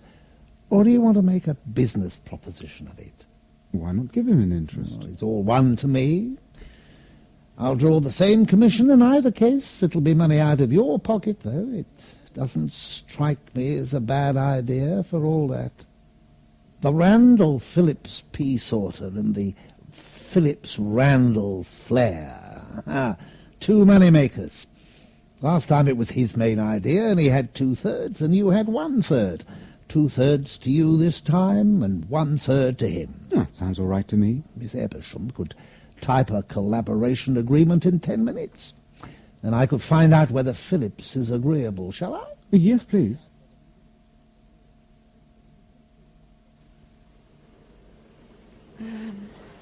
Darling? Yes, darling? Oh, can't you guess what I'm trying to say? No, dear, I can't. Really, I can't. I'm sorry. I've missed this month. Oh. For God's sake, don't look at me like that. Darling, I hope you're not sorry. No, I'm not. I'm glad. It's made up our minds for us. I think I'm glad, too. Well, that's all right, then. After all, we can afford it easily, I suppose. And if the peace sort of works out all right, and it simply must now, we'll have some more money. I'll get a job all right, as soon as I have my degree. I wasn't thinking about those things. Well, yes, I was. So, we won't have to worry about anything. No, dear. When will it be, do you know? Sometime next year. January, I suppose. Well, don't you mean February, dear? February, perhaps. But I'm not quite sure about the last time, either. The doctor will be able to tell you, I suppose. Oh, yes. He'll give us plenty of notice. Darling, do you feel all right? Sick or anything? Oh, no. No, of course not. I'll go and telephone Phillips. I won't go there today, of course. Of course you will. You're going to make the new test today, aren't you? Of course you must go. Oh, damn the tests. Phillips can make them. I don't want to leave you, darling. But I want you to leave me. No, don't touch me just now. I want to think. Isn't there anything I can do? No, nothing. You're very sweet, darling. You go off to Phillips and make those tests. I'm sure they'll be all right. Don't miss your afternoon class if you can help it, but of course the tests come first. I'll see you at tea time. I hope you're glad. It'll be nice to have a baby. Of course it will be. Do I get to hell out of here this morning or not? Shall we let her stay? Of course. I'm never sure of the reception I'm going to have. Sometimes I'm invited in almost as if I were a lady and offered a chair. Lenny will even tell me sometimes about what he thinks of Lloyd George. At other times I'm greeted by the bellowing of bulls, and I have to put the tray down and run without even filling a cup for myself. Sugar? Hot milk? Cream? Some husbands kiss their wives, but if mine had kissed me, I should probably have spilled the coffee. I was merely about to inform you that the problem before us seems to have a solution. You might even call it the problem behind us. You're not teasing? No. Does that prove the sincerity of my statement? Oh, that would prove pretty nearly everything. But have you really done it as quickly as this? It's done. All over bar the cheering. Run number 18 was hopeful. Run number 32 was satisfactory. Satisfactory? Well, you might not think so. It was only 100%. Not 99.9, but just 100. I suppose in the course of time we might improve on it, but I'm satisfied. Oh, my congratulations. Accepted. We do accept them, don't we, Randall? Yes. As a matter of fact, there's something more to be congratulated about. This is a great day for me. Oh, what's the other news? My wife. She's going to have a baby. Splendid. I'm so glad. The breaking point with the average man is about the 307th napkin. Up to then, the father changes them with equanimity. The graph of paternal equanimity plotted against napkin incidents presents some curious cusps and nodes. Oh, that's very interesting. It would be much more interesting if he knew what he was talking about. Oh, but don't bother about him. When's it going to be? Muriel's not quite sure. It may be January or it may be February. In either case, it's an early announcement. To the proud father. Indeed, yes. Muriel only told me this morning. Is she feeling all right? Sick? No, not at all. I was surprised because of that. I thought everyone... You don't have to be sick. Oh. What's she doing today? Just staying at home. I wanted to stay with her. Said I'd telephone you and postpone these tests, but she wouldn't hear of it. Why don't you telephone her and ask her here? Mary can give her lunch and discuss napkins with her. And we can show her the peace sorter in action. A supreme felicity. The cream of motherhood, so to speak. Oh, there's some sense in what he says. Hidden amongst a lot of nonsense, of course. Why don't you telephone? Well, we haven't got a telephone. Oh. She didn't seem to mind being left alone at all. For that matter, I might even say she was glad to be rid of me. I know that feeling. It doesn't last. She'll probably started regretting it as soon as she heard the door shut. Go and fetch her. Why not? Well... It's 11:30 now. You can be back with her by 12:45. And we've still got this corduroy stuff to try. You go along and fetch her. You are a member of the Royal College of Surgeons and licentiate of the Royal College of Physicians of London? I am. Now, regarding the lacerations, you said at the preliminary hearing that they were consistent with the deceased having fallen through the window? Yes. The lacerations were confined to the back of the body? To the posterior surface of the body and limbs. Any in the front? No. If the deceased had gone head first through the window, would you expect to find lacerations in the front of his body? Yes, very likely. And the lacerations on the buttocks, could you describe them more closely?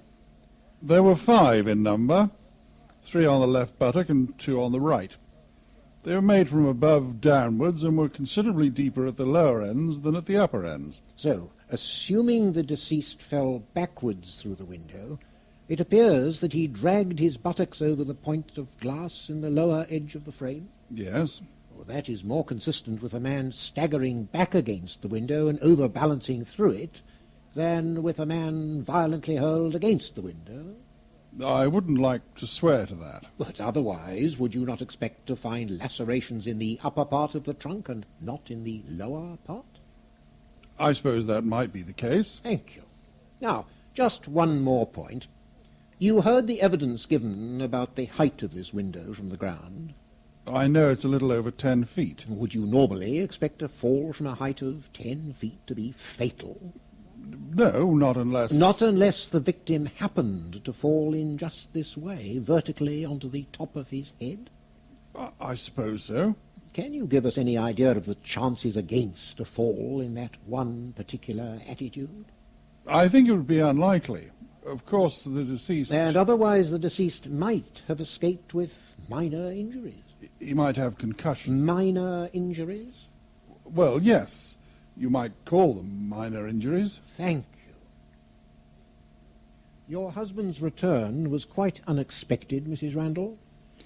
Of course it was. You mean yes? Yes. When he left, you were under the impression that he would not be home again until late afternoon? Yes. Was it his suggestion that he should go out on that particular day?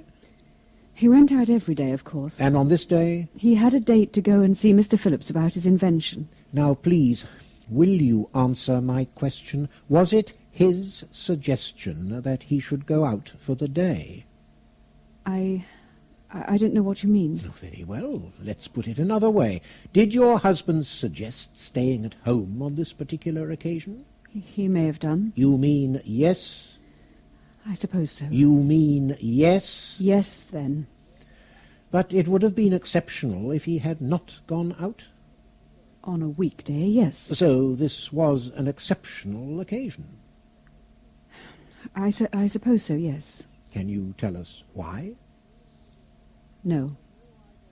You have no idea why the prisoner made this unusual suggestion that he should stay at home with you? He didn't. 2 minutes ago you said he did. Did he or did he not? Oh, yes, he did. I suppose he did. Was there a telephone in your house, Mrs. Randall? A telephone? No. So that if he wanted to telephone and break his appointment, he would have had to go out and do so? Yes, of course. And when he suggested doing this, you persuaded him not to? I didn't persuade him. But we know he did not carry out his suggestion of breaking his appointment, don't we? Yes, naturally. So you mean he just changed his mind again without any prompting from you? Yes. You're quite sure of that? As far as I remember, yes. What was it that caused him in the first place to make the suggestion? What was it? I told him I was going to have a child.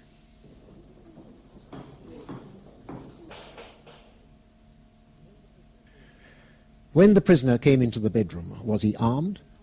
No. I don't know. At least you don't remember seeing any weapon. No. And you screamed?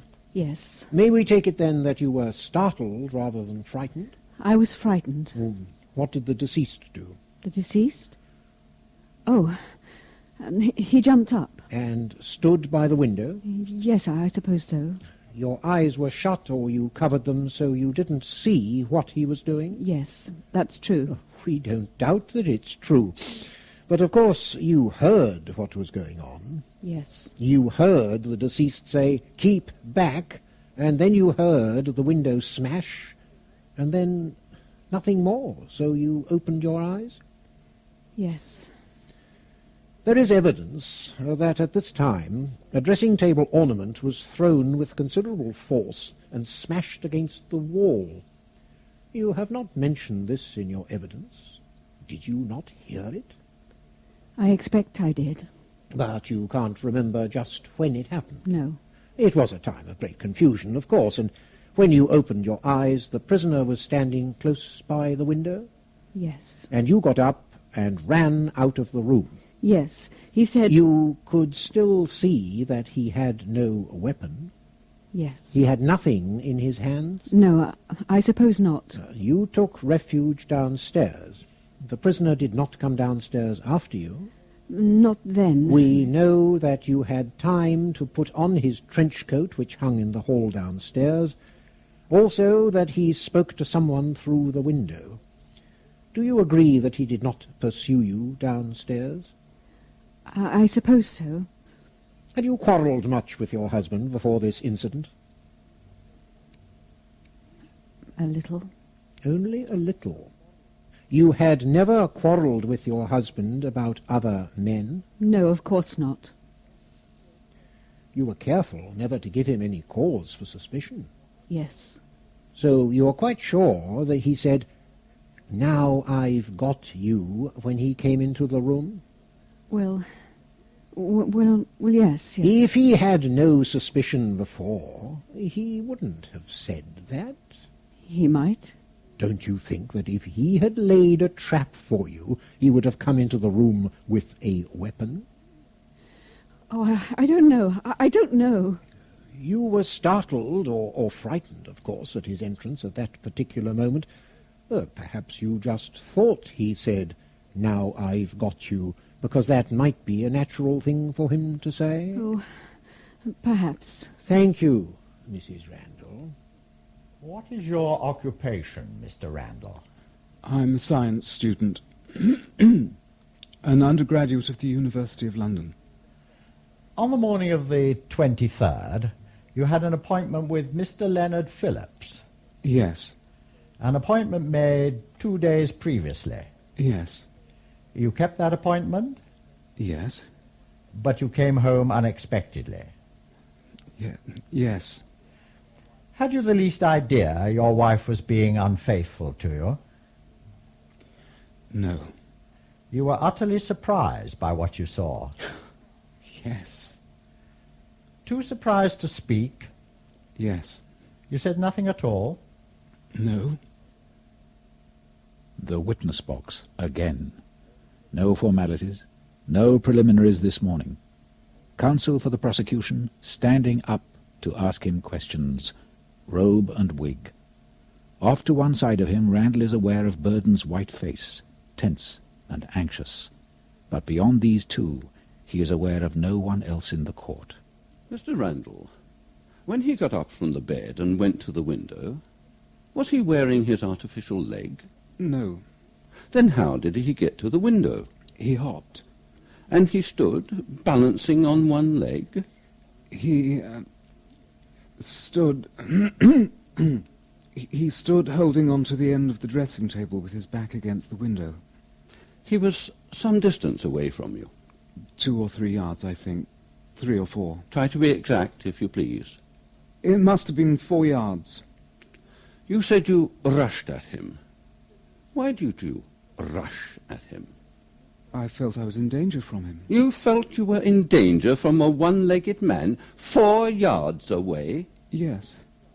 Do you agree the deceased said, "Keep back"? Yes. Doesn't that sound as if you were already attacking him? Yes. You said you had no intention of hurting him. You were not angry. No. Not angry at finding someone in bed with your wife? I was not angry at that moment. You agree that you pushed the deceased out through the window? Yes. And that the window was a considerable height from the ground? Yes. So that action might cause serious injury? Yes. You did not care if the deceased should be injured in his fall, or even by the broken glass? No. The door was behind you. The deceased was in front of you. Was there anything to prevent you from turning around and walking out of the room? No. When you went downstairs, you made no attempt to assist the deceased or to examine his injuries? No. Thank you.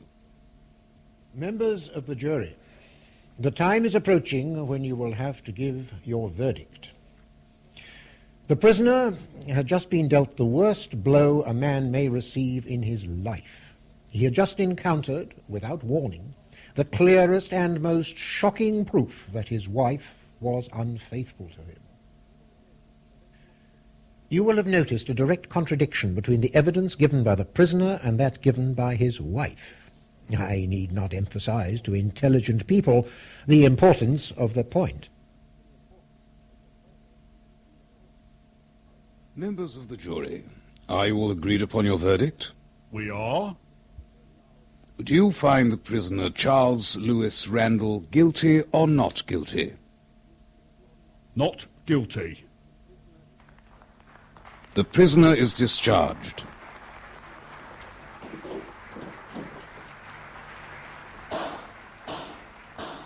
The court will rise.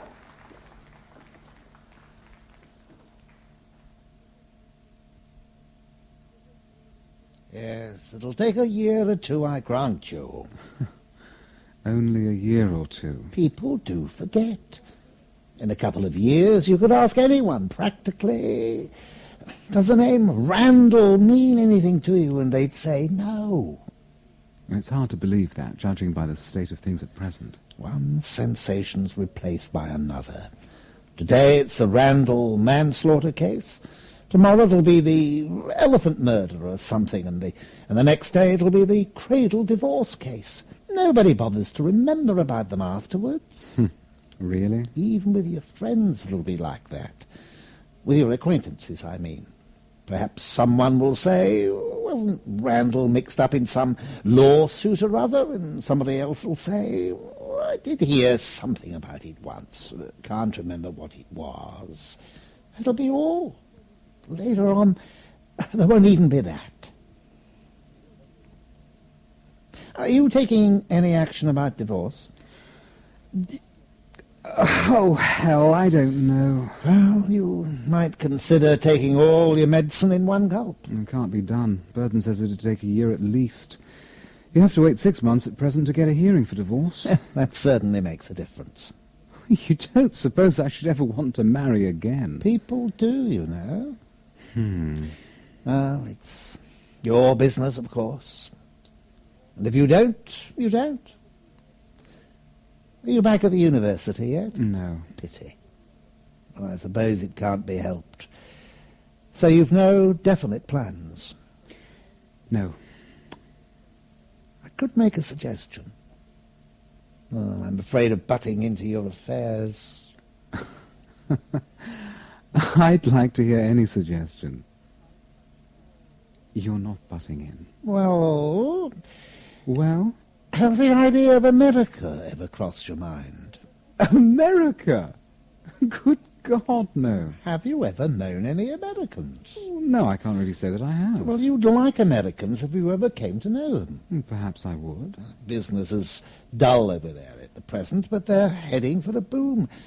By golly, what a boom it'll be.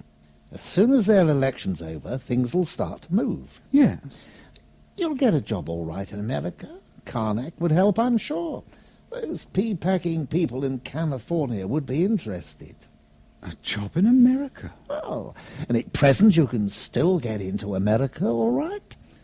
But soon they'll be restricting immigration the same as we're doing here. And there's no knowing what they'll decide. Karnak was telling me about the legislation that's being brought in Washington. This is the time to go, if you're going at all, from every point of view. I suppose you're right. Well, actually, they've started already, keeping an eye on who comes in, but you're all right. Moral turpitude is the thing they worry about. But you've been acquitted, found not guilty, so you're in the clear.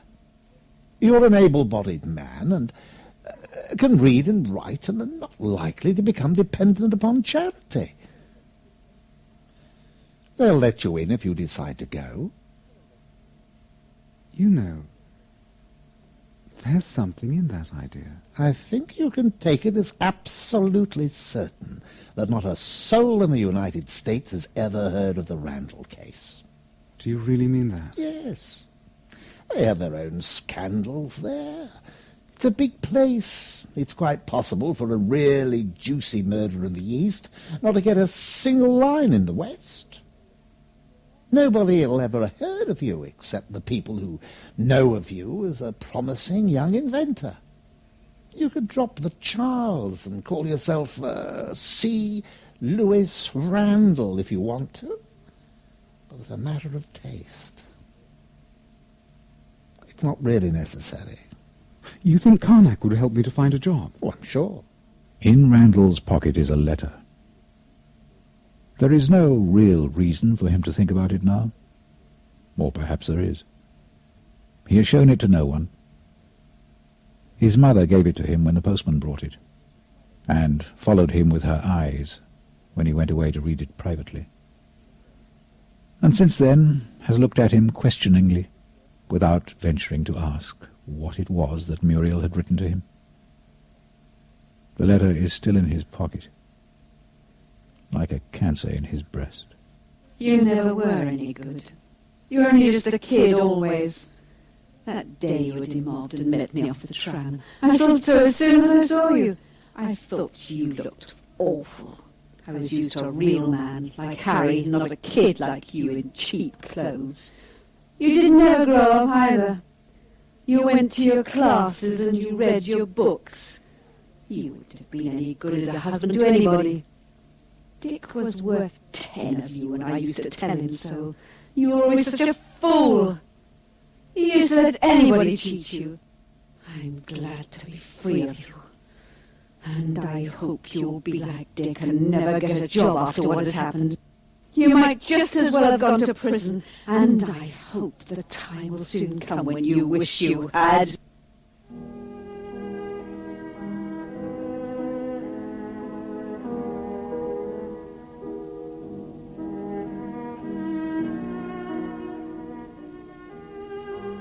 It was the letter of a woman mad with rage. A woman, too, who had been booed in the streets by an indignant mob. A woman even who might be a little unbalanced because of her pregnancy. But that letter hurt. If he were going to be a failure, he would much rather Muriel did not know about it. Randall's reaction was a healthy one. Despite all he had learned during the last months, and that was a great deal, he was not quite introspective enough to take note of those reactions, but he might have been gratified if he had. Mortifying flesh does not change color when pinched or irritated, but healthy flesh flushes red. Randall had sufficiently recovered by now to give a positive response to the pinpricks of Muriel's letter. He would confound her.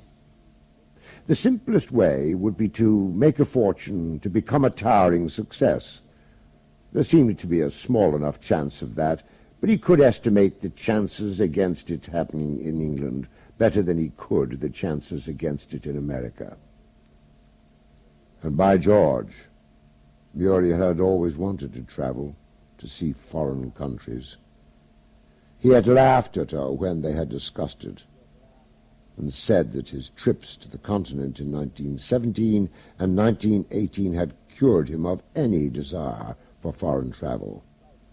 America, skyscrapers, wealth, luxury, had a special appeal for Muriel. And Graham had mentioned California. Sun-soaked beaches, the blue Pacific, Hollywood, and film stars. Muriel would give her front teeth to see those. She would be green with envy if she heard he had gone to California. And if he were to go, she would hear all right, he guessed, for they had enough mutual friends still to make that possible. 5 minutes ago, the thought of ever going to America had not occurred to him. Now it seemed perfectly possible. Now it was even attractive. The river of time is whirling him along. Chance eddies have flung him here and there. The broad river has a myriad channels, and now an eddy is parting him from the other flotsam with which he has been circling, and is pushing him far over into another channel altogether.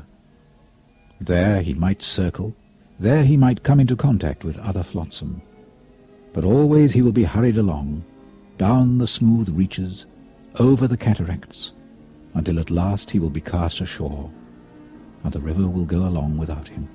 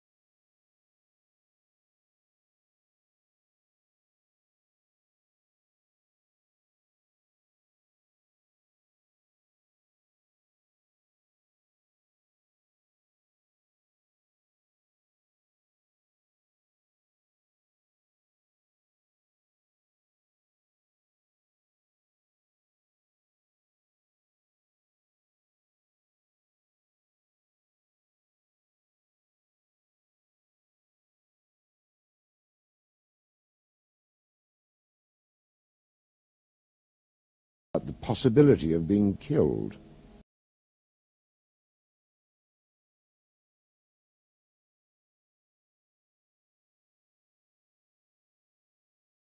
You are a member of the Royal College of Surgeons and licentiate of the Royal College of Physicians of London? I am. Now, regarding the lacerations, you said at the preliminary hearing that they were consistent with the deceased having fallen through the window? Yes. The lacerations were confined to the back of the body? To the posterior surface of the body and limbs. Any in the front? No. If the deceased had gone head first through the window, would you expect to find lacerations in the front of his body? Yes, very likely. And the lacerations on the buttocks, could you describe them more closely? There were 5 in number, 3 on the left buttock and 2 on the right. They were made from above downwards and were considerably deeper at the lower ends than at the upper ends. So, assuming the deceased fell backwards through the window, it appears that he dragged his buttocks over the point of glass in the lower edge of the frame? Yes. Well, that is more consistent with a man staggering back against the window and overbalancing through it than with a man violently hurled against the window. I wouldn't like to swear to that. But otherwise, would you not expect to find lacerations in the upper part of the trunk and not in the lower part? I suppose that might be the case. Thank you. Now, just one more point. You heard the evidence given about the height of this window from the ground. I know it's a little over 10 feet. Would you normally expect a fall from a height of 10 feet to be fatal? No, not unless... Not unless the victim happened to fall in just this way, vertically onto the top of his head? I suppose so. Can you give us any idea of the chances against a fall in that one particular attitude? I think it would be unlikely. Of course, the deceased... And otherwise the deceased might have escaped with minor injuries. He might have concussion. Minor injuries? Well, yes. You might call them minor injuries. Thank you. Your husband's return was quite unexpected, Mrs. Randall? Of course it was. You mean yes? Yes. When he left, you were under the impression that he would not be home again until late afternoon? Yes. Was it his suggestion that he should go out on that particular day? He went out every day, of course. And on this day? He had a date to go and see Mr. Phillips about his invention. Now, please, will you answer my question? Was it his suggestion that he should go out for the day? I don't know what you mean. Oh, very well. Let's put it another way. Did your husband suggest staying at home on this particular occasion? He may have done. You mean yes? I suppose so. You mean yes? Yes, then. But it would have been exceptional if he had not gone out? On a weekday, yes. So this was an exceptional occasion? I suppose so, yes. Can you tell us why? No. You have no idea why the prisoner made this unusual suggestion that he should stay at home with you? He didn't. 2 minutes ago you said he did. Did he or did he not? Oh, yes, he did. I suppose he did. Was there a telephone in your house, Mrs. Randall? A telephone? No. So that if he wanted to telephone and break his appointment, he would have had to go out and do so? Yes, of course. And when he suggested doing this, you persuaded him not to? I didn't persuade him. But we know he did not carry out his suggestion of breaking his appointment, don't we? Yes, naturally. So you mean he just changed his mind again without any prompting from you? Yes. You're quite sure of that? As far as I remember, yes. What was it that caused him in the first place to make the suggestion? What was it? I told him I was going to have a child.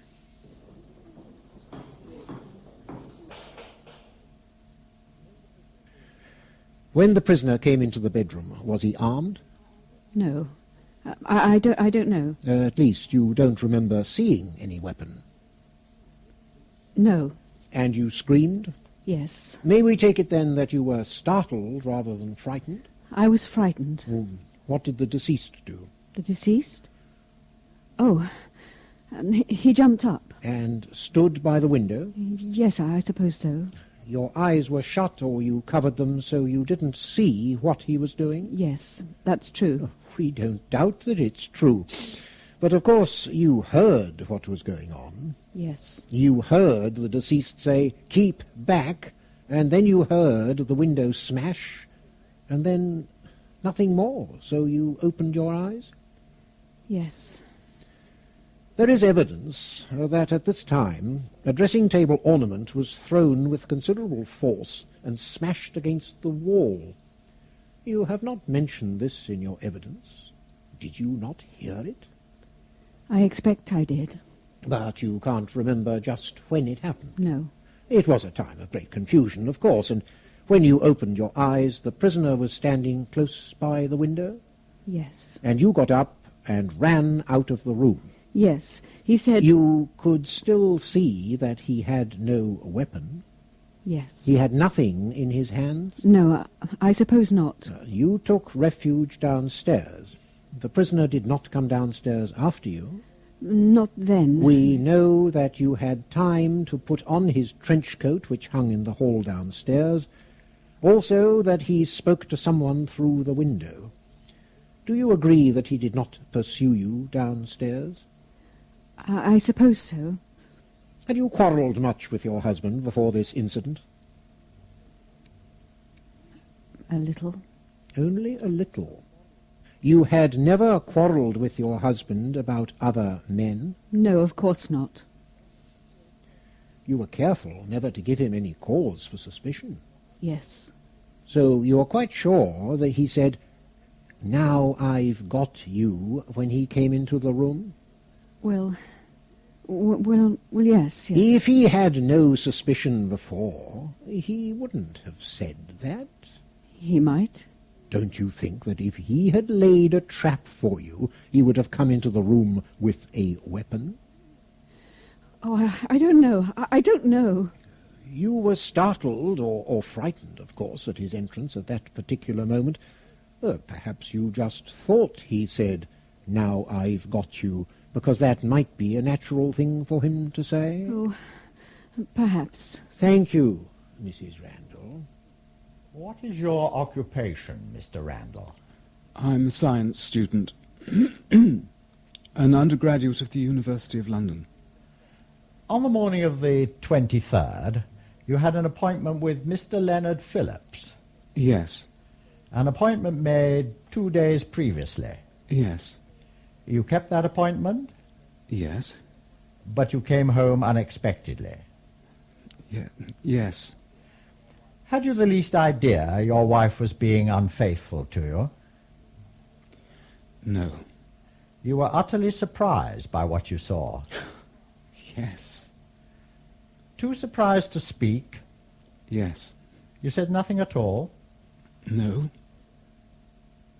The witness box again. No formalities, no preliminaries this morning. Counsel for the prosecution standing up to ask him questions, robe and wig. Off to one side of him, Randall is aware of Burden's white face, tense and anxious. But beyond these two, he is aware of no one else in the court. Mr. Randall, when he got up from the bed and went to the window, was he wearing his artificial leg? No. Then how did he get to the window? He hopped. And he stood, balancing on one leg? He stood... he stood holding on to the end of the dressing table with his back against the window. He was some distance away from you? 2 or 3 yards, I think. 3 or 4. Try to be exact, if you please. It must have been 4 yards. You said you rushed at him. Why did you rush at him? I felt I was in danger from him. You felt you were in danger from a one-legged man 4 yards away? Yes. Do you agree the deceased said, "Keep back"? Yes. Doesn't that sound as if you were already attacking him? Yes. You said you had no intention of hurting him. You were not angry. No. Not angry at finding someone in bed with your wife? I was not angry at that moment. You agree that you pushed the deceased out through the window? Yes. And that the window was a considerable height from the ground? Yes. So that action might cause serious injury? Yes.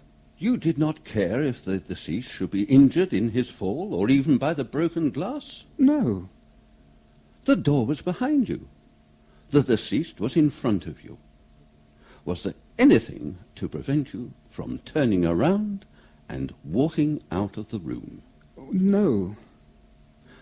When you went downstairs, you made no attempt to assist the deceased or to examine his injuries? No. Thank you. Members of the jury, the time is approaching when you will have to give your verdict. The prisoner had just been dealt the worst blow a man may receive in his life. He had just encountered, without warning, the clearest and most shocking proof that his wife was unfaithful to him. You will have noticed a direct contradiction between the evidence given by the prisoner and that given by his wife. I need not emphasize to intelligent people the importance of the point. Members of the jury, are you all agreed upon your verdict? We are. Do you find the prisoner Charles Lewis Randall guilty or not guilty? Not guilty. The prisoner is discharged.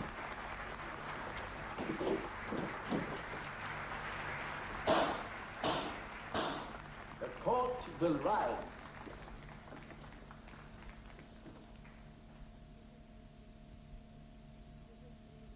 Yes, it'll take a year or two, I grant you. Only a year or two. People do forget. In a couple of years, you could ask anyone, practically, does the name Randall mean anything to you? And they'd say no. It's hard to believe that, judging by the state of things at present. One sensation's replaced by another. Today it's the Randall manslaughter case. Tomorrow it'll be the elephant murder or something, and the next day it'll be the cradle divorce case. Nobody bothers to remember about them afterwards. Really? Even with your friends it'll be like that. With your acquaintances, I mean. Perhaps someone will say, wasn't Randall mixed up in some lawsuit or other? And somebody else will say, I did hear something about it once. Can't remember what it was. That'll be all. Later on, there won't even be that. Are you taking any action about divorce?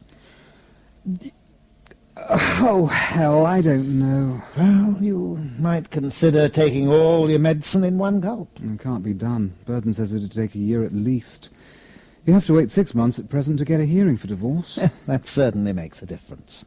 You don't suppose I should ever want to marry again? People do, you know. Well, it's your business, of course. And if you don't, you don't. Are you back at the university yet? No. Pity. Well, I suppose it can't be helped. So you've no definite plans? No. I could make a suggestion. Oh, I'm afraid of butting into your affairs. I'd like to hear any suggestion. You're not butting in. Well? Well? Has the idea of America ever crossed your mind? America? Good God, no. Have you ever known any Americans? No, I can't really say that I have. Well, you'd like Americans if you ever came to know them. Perhaps I would. Business is dull over there at the present, but they're heading for a boom.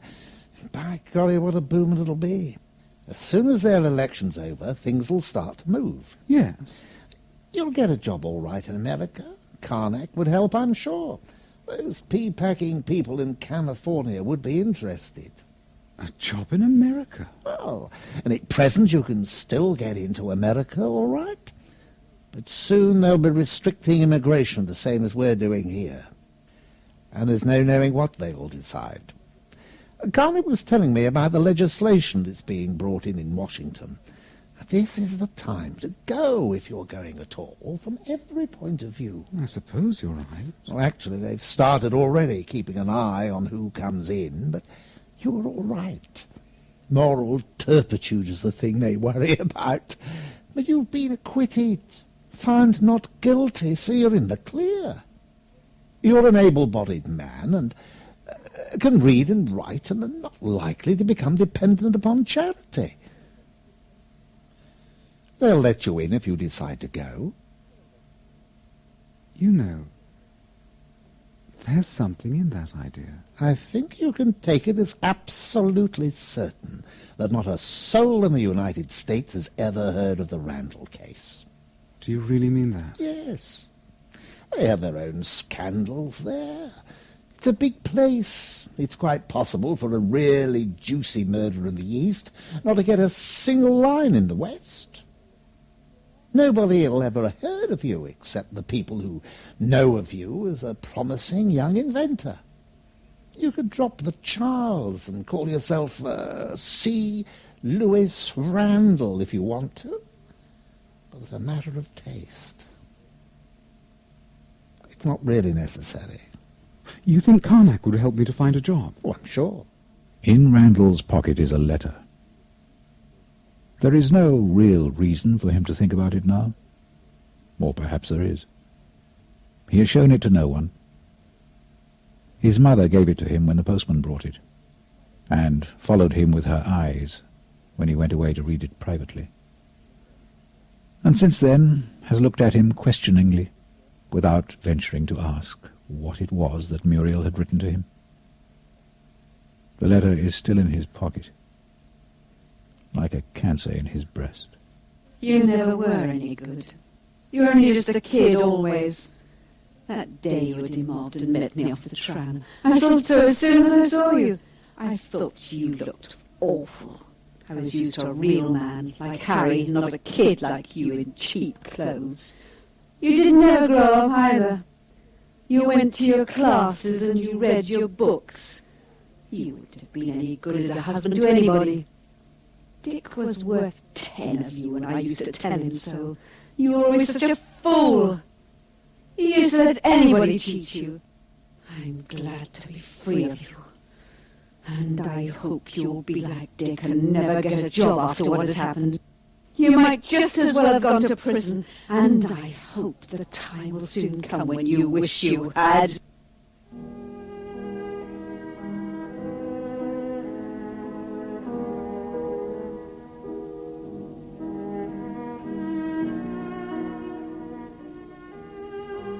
It was the letter of a woman mad with rage. A woman, too, who had been booed in the streets by an indignant mob. A woman even who might be a little unbalanced because of her pregnancy. But that letter hurt. If he were going to be a failure, he would much rather Muriel did not know about it. Randall's reaction was a healthy one. Despite all he had learned during the last months, and that was a great deal, he was not quite introspective enough to take note of those reactions. But he might have been gratified if he had. Mortifying flesh does not change color when pinched or irritated, but healthy flesh flushes red. Randall had sufficiently recovered by now to give a positive response to the pinpricks of Muriel's letter. He would confound her. The simplest way would be to make a fortune, to become a towering success. There seemed to be a small enough chance of that, but he could estimate the chances against it happening in England better than he could the chances against it in America. And by George, Muriel had always wanted to travel, to see foreign countries. He had laughed at her when they had discussed it, and said that his trips to the continent in 1917 and 1918 had cured him of any desire for foreign travel. America, skyscrapers, wealth, luxury, had a special appeal for Muriel. and Graham had mentioned California. Sun-soaked beaches, the blue Pacific, Hollywood, and film stars. Muriel would give her front teeth to see those.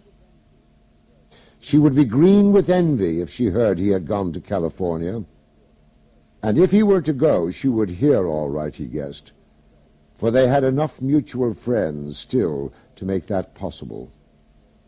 5 minutes ago, the thought of ever going to America had not occurred to him. Now it seemed perfectly possible. Now it was even attractive. The river of time is whirling him along. Chance eddies have flung him here and there.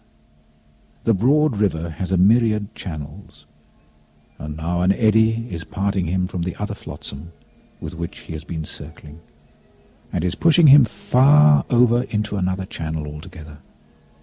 There he might circle, there he might come into contact with other flotsam, but always he will be hurried along, down the smooth reaches, over the cataracts, until at last he will be cast ashore, and the river will go along without him.